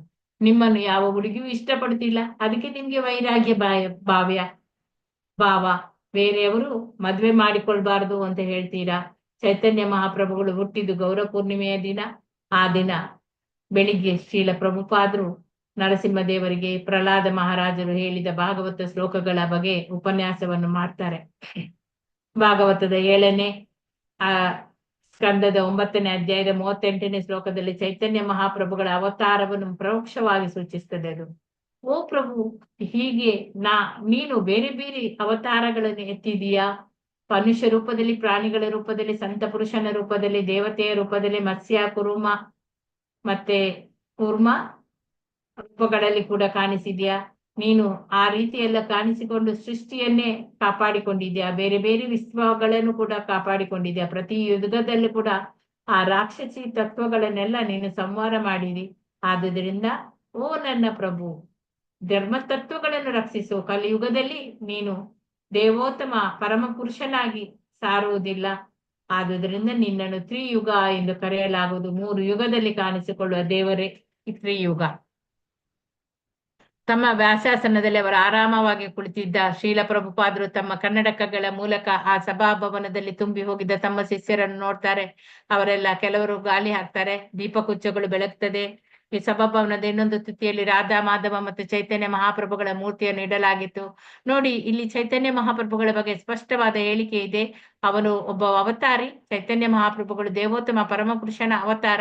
ಅವರು ಚೆನ್ನ ಅಂದರೆ ಮುಚ್ಚಿದ್ದು ಎಂದು ಅರ್ಥ. ಅದಕ್ಕೆ ಚೈತನ್ಯ ಮಹಾಪ್ರಭುಗಳು ಭಕ್ತನ ಹಾಗೆ ಕಾಣಿಸಿಕೊಳ್ತಾರೆ. ಅವರು ದೇವೋತ್ತಮನು ಕಲಿಯುಗದಲ್ಲಿ ಏಕೆ ಭಕ್ತನ ರೂಪದಲ್ಲಿ ಕಾಣಿಸಿಕೊಂಡ ಅಂತ ಹೇಳಿ ಶ್ರೀಲ ಪ್ರಭುಪಾದರು ಇಲ್ಲಿ ವಿವರಿಸ್ತಾರೆ. ಕೃಷ್ಣ ಅವತಾರವೆತ್ತಿದಾಗ ಪ್ರತಿಯೊಬ್ಬರಿಗೂ ತನಗೆ ಶರಣಾಗುವಂತೆ ಆತ ಹೇಳಿದ. ನನಗೆ ಶರಣಾಗು ಎನ್ನುವುದಕ್ಕೆ ಈತ ಯಾರು, ಅವನಿಗೇನು ಅಧಿಕಾರ ಇದೆ? ಆದ್ರೆ ದೇವರು ತಾನೇ ಪರಮ ಪುರುಷನಾದುದರಿಂದ ಹಾಗೆ ಅವನು ಆಜ್ಞೆ ಮಾಡ್ತಾನೆ. ದೇವರ ರೀತಿಯೇ ಬೇರೆ, ದೇವರ ರೀತಿಯೇ ಅದು. ಆದ್ರೆ ನಾವು ಯೋಚಿಸುವ ಕ್ರಮ ಅದೇನಿದೆ ಅದು ಬೇರೆ ಆಗಿರ್ತದೆ. ಈ ಮನುಷ್ಯ ಯಾರು, ಈತ ಏಕೆ ನನಗೆ ಆಜ್ಞೆ ಮಾಡ್ಬೇಕು, ಇವನಿಗೆ ನಾನು ಏಕೆ ಶರಣಾಗ್ಬೇಕು? ಮತ್ತೆ ಕೃಷ್ಣ ಪ್ರಜ್ಞೆಯ ಒಟ್ಟಾರೆ ಪ್ರಕ್ರಿಯೆ ಅಂತ ಹೇಳಿದ್ರೆ ಶರಣಾಗುವಿಕೆ.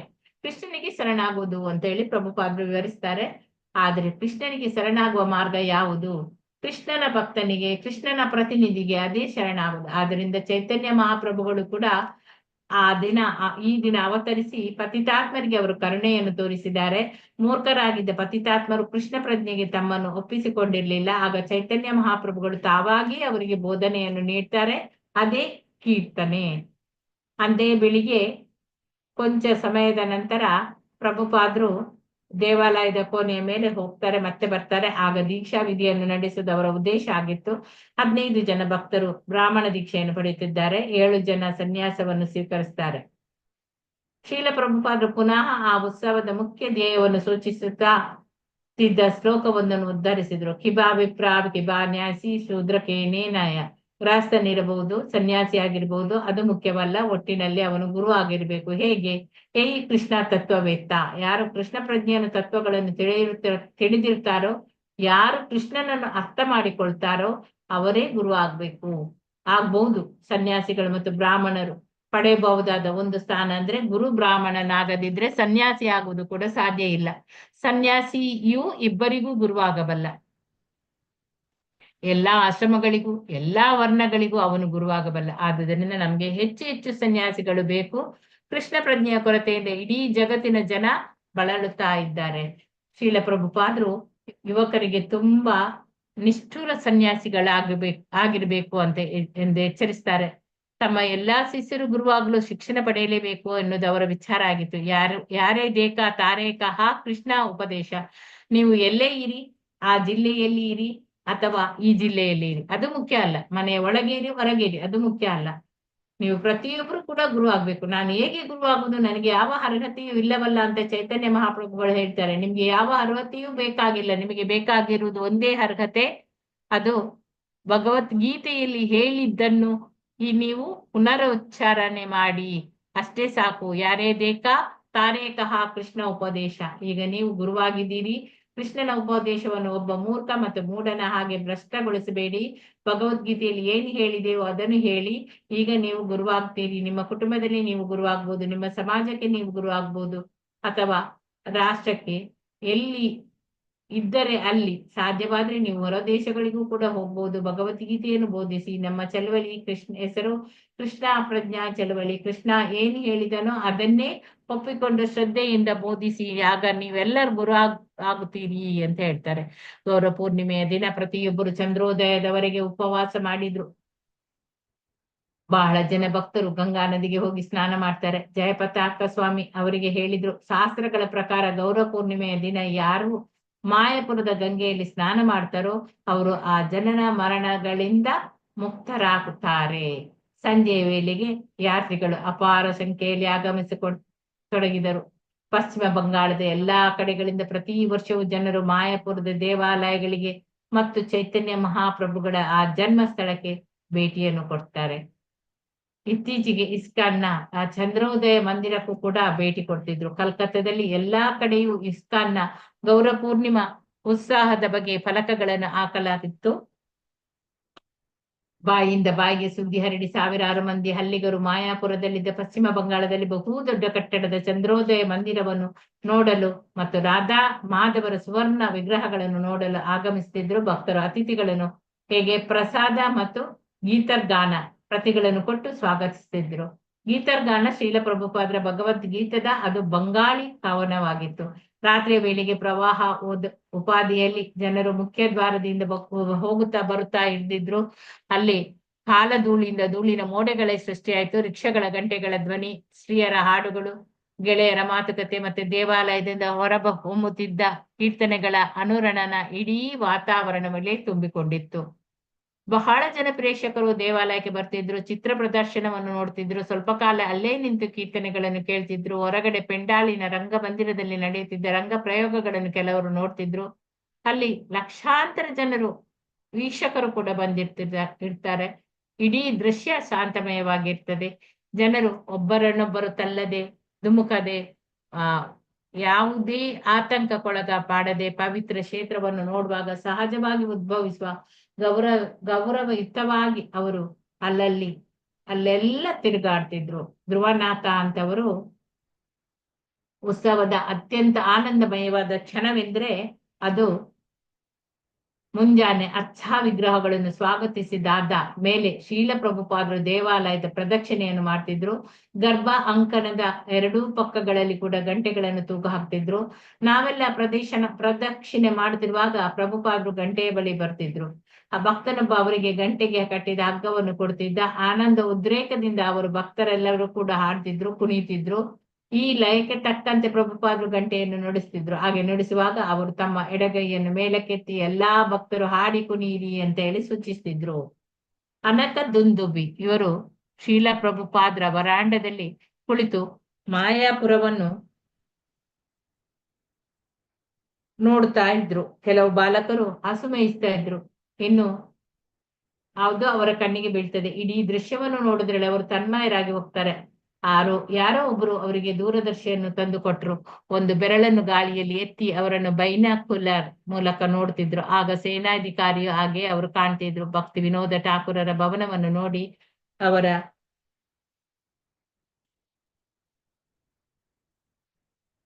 ಅನಂತರ ಚೈತನ್ಯ ಮಹಾಪ್ರಭುಗಳ ಜನ್ಮಸ್ಥಳದ ಮೇಲೆ ಅವರ ದೃಷ್ಟಿ ಅಲ್ಲಿ ಕೇಂದ್ರೀಕೃತವಾಗ್ತದೆ. ಕಣ್ಣಲ್ಲಿ ಕಣ್ಣಿಟ್ಟು ನೋಡ್ತಾರೆ ಅವರನ್ನು. ಆಮೇಲೆ ತಾವಾಗಿ ತಾವೇ ಉದ್ಗರಿಸ್ತಾರೆ, ಯಾರೂ ಇಲ್ಲ ಅವರಿಗೆ, ಯಾರೂ ಇಲ್ಲ ಅಂತೇಳಿ.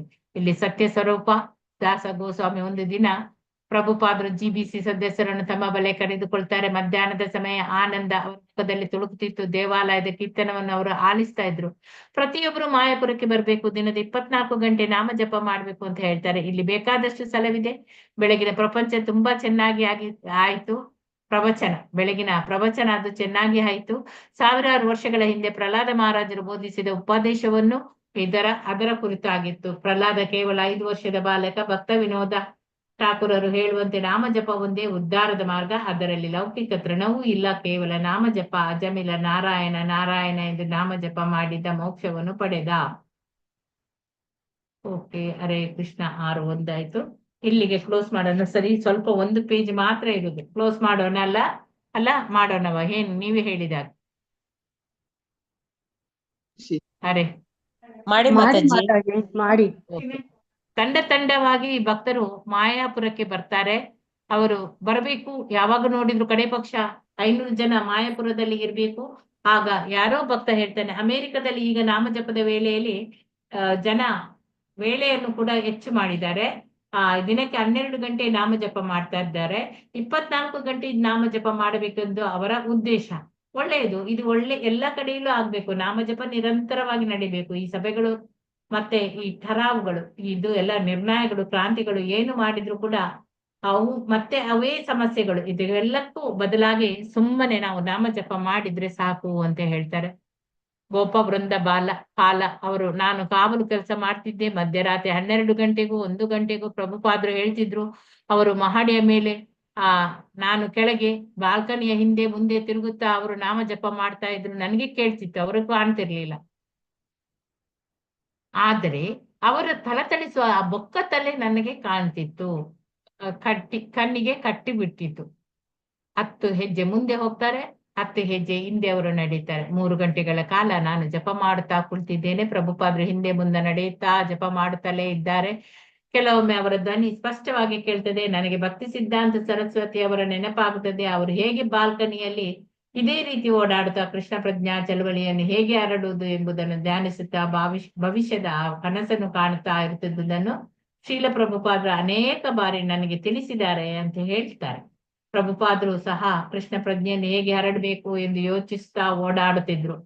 ಕನಕ ದುಂದುಬಿ ಅವರು ಪ್ರಭುಪಾದರ ಕೋಣೆಯಲ್ಲಿ ಗೋಡೆಯ ಮೇಲೆ ರಾಧಾಕೃಷ್ಣರ ಆ ಗಂಧದ ಹೊರೆ ಚಿತ್ರ ಒಂದು ಇತ್ತು. ಆ ಕೃಷ್ಣ ಗ್ರಂಥದ ಆ ಮುಖಪುಟದಲ್ಲಿ ಇದೆಯಲ್ಲ, ಅಂತಹದೇ ಒಂದು ಚಿತ್ರ ಅದು. ರಾಧಾರಾಣಿ ತನ್ನ ತೋಳುಗಳಿಂದ ಕೃಷ್ಣನನ್ನು ಬಳಸಿದಾಳೆ. ಕೃಷ್ಣ ಕೊಳಲನ್ನು ಹಿಡಿದಿದ್ದಾನೆ. ಮತ್ತೆ ಅವನ ಮೇಲ್ವಸ್ತ್ರ ಅದು ಆಕೆಯನ್ನು ಸುತ್ತುವರೆದಿದೆ. ದರ್ಶನಾರ್ಥಿಗಳು ಯಾರೂ ಇರದಿದ್ದಾಗ ಪ್ರಭುಪಾದರು ಆ ಚಿತ್ರವನ್ನು ನೋಡುತ್ತಾ ಕುಳಿತುಕೊಳ್ತಾರೆ. ಆ ಚಿತ್ರ ಎಂದ್ರೆ ಅಷ್ಟು ಇಷ್ಟ ಅವರಿಗೆ. ನಾನು ಅವರಿಗೆ ಹಾರವನ್ನು ಕೊಟ್ಟಾಗ ದರ್ಶನದ ವೇಳೆಯಲ್ಲಿ ಅವರು ಅದನ್ನು ಧರಿಸಿ ಕುಳಿತುಕೊಳ್ತಾರೆ. ಸುಮಾರು 1-1.5 ಗಂಟೆಗಳ ಸಮಯ. ಆಮೇಲೆ ಅವರು ಸ್ನಾನದ ಮನೆಗೆ ಹೋಗಿ ಹಾರವನ್ನು ತೆಗಿತಾರೆ. ಆಮೇಲೆ ಹಿಂದಿರುಗಿ ಬಂದು ರಾಧಾಕೃಷ್ಣರಿಗೆ ಹಾರವನ್ನು ಅರ್ಪಿಸ್ತಾರೆ. ಜನನಿವಾಸ ಅಲ್ಲಿ ಕೊಡ್ತಿದ್ದ ಬಿಳಿಯ ಹೂಗಳ ಸುಗಂಧ ಭರಿತವಾದ ಹಾರ ಎಷ್ಟೋ ಬಾರಿ ನಾನು ಪ್ರಭುಪಾದರಿಗೆ ಅದನ್ನು ಕೊಟ್ಟಿದ್ದೇನೆ. ಪ್ರಭುಪಾದರು ಅದನ್ನು ತೆಗೆದುಕೊಂಡು ರಾಧಾಕೃಷ್ಣರಿಗೆ ಅರ್ಪಿಸ್ತಾರೆ. ಪೂಜೆಯ ಅಲಂಕಾರ ಮಾಡೋದ್ರಲ್ಲಿ ಕೂಡ ಅವರು ಸಿದ್ಧಹಸ್ತರು. ಪ್ರಭುಪಾದರು ಎಷ್ಟು ಚೆನ್ನಾಗಿ ಅವರು ಪುಟ್ಟ ಹಾರವನ್ನು ದೇವರಿಗೆ ಹಾಕ್ತಿದ್ರು.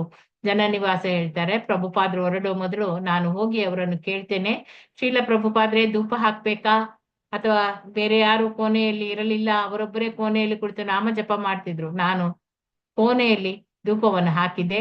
ಧೂಪ ಕೋಣೆ ಎಲ್ಲ ಆವರಿಸಿತು. ಪ್ರಭುಪಾದರು ಕಿಟಕಿಗಳನ್ನೆಲ್ಲ ಮುಚ್ಚಿದ್ರು. ಕತ್ತೆತ್ತಿ ಒಮ್ಮೆ ನೋಡಿ ಹೇಳಿದ್ರು, ಈ ಧೂಪ ಹಾಕಿದ್ರೆ ಒಂದು ಆಧ್ಯಾತ್ಮಿಕ ಅರಿವಿನ ವಾತಾವರಣ ಇಲ್ಲಿ ಸೃಷ್ಟಿಯಾಗ್ತದೆ. ಅದ್ಭುತ, ತುಂಬಾ ಅದ್ಭುತವಾಗಿದೆ. ಮತ್ತೆ ಅವರು ನಾಮ ಜಪ ಮಾಡ್ಲಿಕ್ಕೆ ಪುನಃ ಪ್ರಾರಂಭಿಸಿದ್ರು. ಅಲ್ಲಿ ಪುಷ್ಟ ಕೃಷ್ಣ ಅವರು ಹೇಳ್ತಾರೆ, ಪ್ರಭುಪಾದರು ಮಾಯಾಪುರದ ಉತ್ಸವವನ್ನೆಲ್ಲ ಮಾಡಿ ಮುಗಿಸಿದ ಮೇಲೆ ತುಂಬಾ ಆಯಾಸವಾಯ್ತೆ ಅಂತ ಹೇಳಿ ನಾನು ಅವರನ್ನು ಕೇಳಿದೆ. ಯಾರು? ಪುಷ್ಪ ಕೃಷ್ಣ. ಆ ಪ್ರಭುಪಾದ್ರ ಆಗ ನೋಡಿದೆ, ಎಲ್ಲಿ ಆಯಾಸ, ಎಷ್ಟೊಂದು ಜನ ಬಂದ್ರು, ಎಷ್ಟೊಂದು ಜನ ಕೃಷ್ಣನ ಬಗ್ಗೆ ಕೇಳಿದ್ರು, ಬೋಧಿಸುವಾಗ ಆಯಾಸವಾಗುವ ಮಾತೇ ಇಲ್ಲ ಅಂತ ಹೇಳ್ತಾರೆ. ಹರೇ ಕೃಷ್ಣ. ಇಲ್ಲಿಗೆ 5ನೇ ಅಧ್ಯಾಯ, 6ನೇ ಸಂಪುಟದ 5ನೇ ಅಧ್ಯಾಯ ಮುಗೀತು. ಹರೇ ಕೃಷ್ಣ. ಧನ್ಯವಾದಗಳು ಮಾತಾಜಿ. ಭಾವನೆಭ್ಯೋ ವೈಷ್ಣವೇಭ್ಯೋ ನಮೋ ನಮಃ. ಅನಂತ ಕೋಟಿ ಭಕ್ತ ವೃಂದ ಕಿ ಜೈ. ನಾಮಾಚಾರ್ಯ ಹರಿದಾಸ್ ಠಾಕೂರ್ ಕಿ ಜೈ. ಇಲ್ಲಿ ನಡೆದಿರುವ ಎಲ್ಲಾ ಭಕ್ತ ವೃಂದರಿಗೂ ಮಂಗಳಮಯವಾಗ್ಲಿ ಅಂತ ಬೇಡಿಕೊಳ್ಳುತ್ತಾ ಇಂದಿನ ತರಗತಿಯನ್ನು ಮುಗಿಸೋಣ. ಹರೇ ಕೃಷ್ಣ. ಹರೇ ಕೃಷ್ಣ ಮಾತಾಜಿ. ಧನ್ಯವಾದಗಳು ಮಾತಾಜಿ. ಹರೇ ಕೃಷ್ಣ. ಧನ್ಯವಾದಗಳು ಮಾತಾಜಿ. ಹರೇ ಕೃಷ್ಣ. ಅಟೆಂಡೆನ್ಸ್ ಹಾಕಿದ್ದೀರಲ್ಲ? ಹೌದಾ? ಯೋಗೇಂದ್ರ ಏನೋ ಕಳಿಸಿಲ್ಲ ಮಾತಾಜಿ. ಕಳಿಸಿದ್ದೇನೆ, ಪುನಃ ಕಳಿಸ್ತೇನೆ. ಬೇಕಾದ್ರೆ ಏಜು ಕೇಳಿದ್ದಾನೆ, ವಾಟ್ಸಪ್ ಅಲ್ಲಿ ಹಾಕ್ಬಿಡು. ಅಮ್ಮ ಹೋಗಿದ್ದು ಡೇಟು ಮೇ 8 ತಾನೆ, 2022. ಓಕೆ, ಏನೋ ನೋಡ್ತಾ ಇದ್ದಾನೆ. ಓಕೆ ಓಕೆ, ಏಜ್ ತಿಳಿಸು ಸಾಕು. Okay bye. ಹಾಕಿದೆಯಲ್ಲ ಮಾತಾಜಿ? ಬಂತಲ್ಲ? ಬಂದಿದೆ ಮಾತಾಜಿ. ಓಕೆ. ಹಾಕಿದೀನಿ ಮಾತಾಜಿ. ಓಕೆ ಹಾಕದಿದ್ದವ್ರು ಹಾಕಿ. ಲಿಂಕ್ ಓಪನ್ ಆಯ್ತಾ? ಹರೇ ಕೃಷ್ಣ ಮಾತಾಜಿ, ಧನ್ಯವಾದ. ಹರೇ ಆಯ್ತು ಕೃಷ್ಣ. ಮಾತಾಜಿ. ಓಕೆ, ಎಂಡ್ ಮಾಡ್ಲಾ? ಹಾ, ಹರೇ ಕೃಷ್ಣ.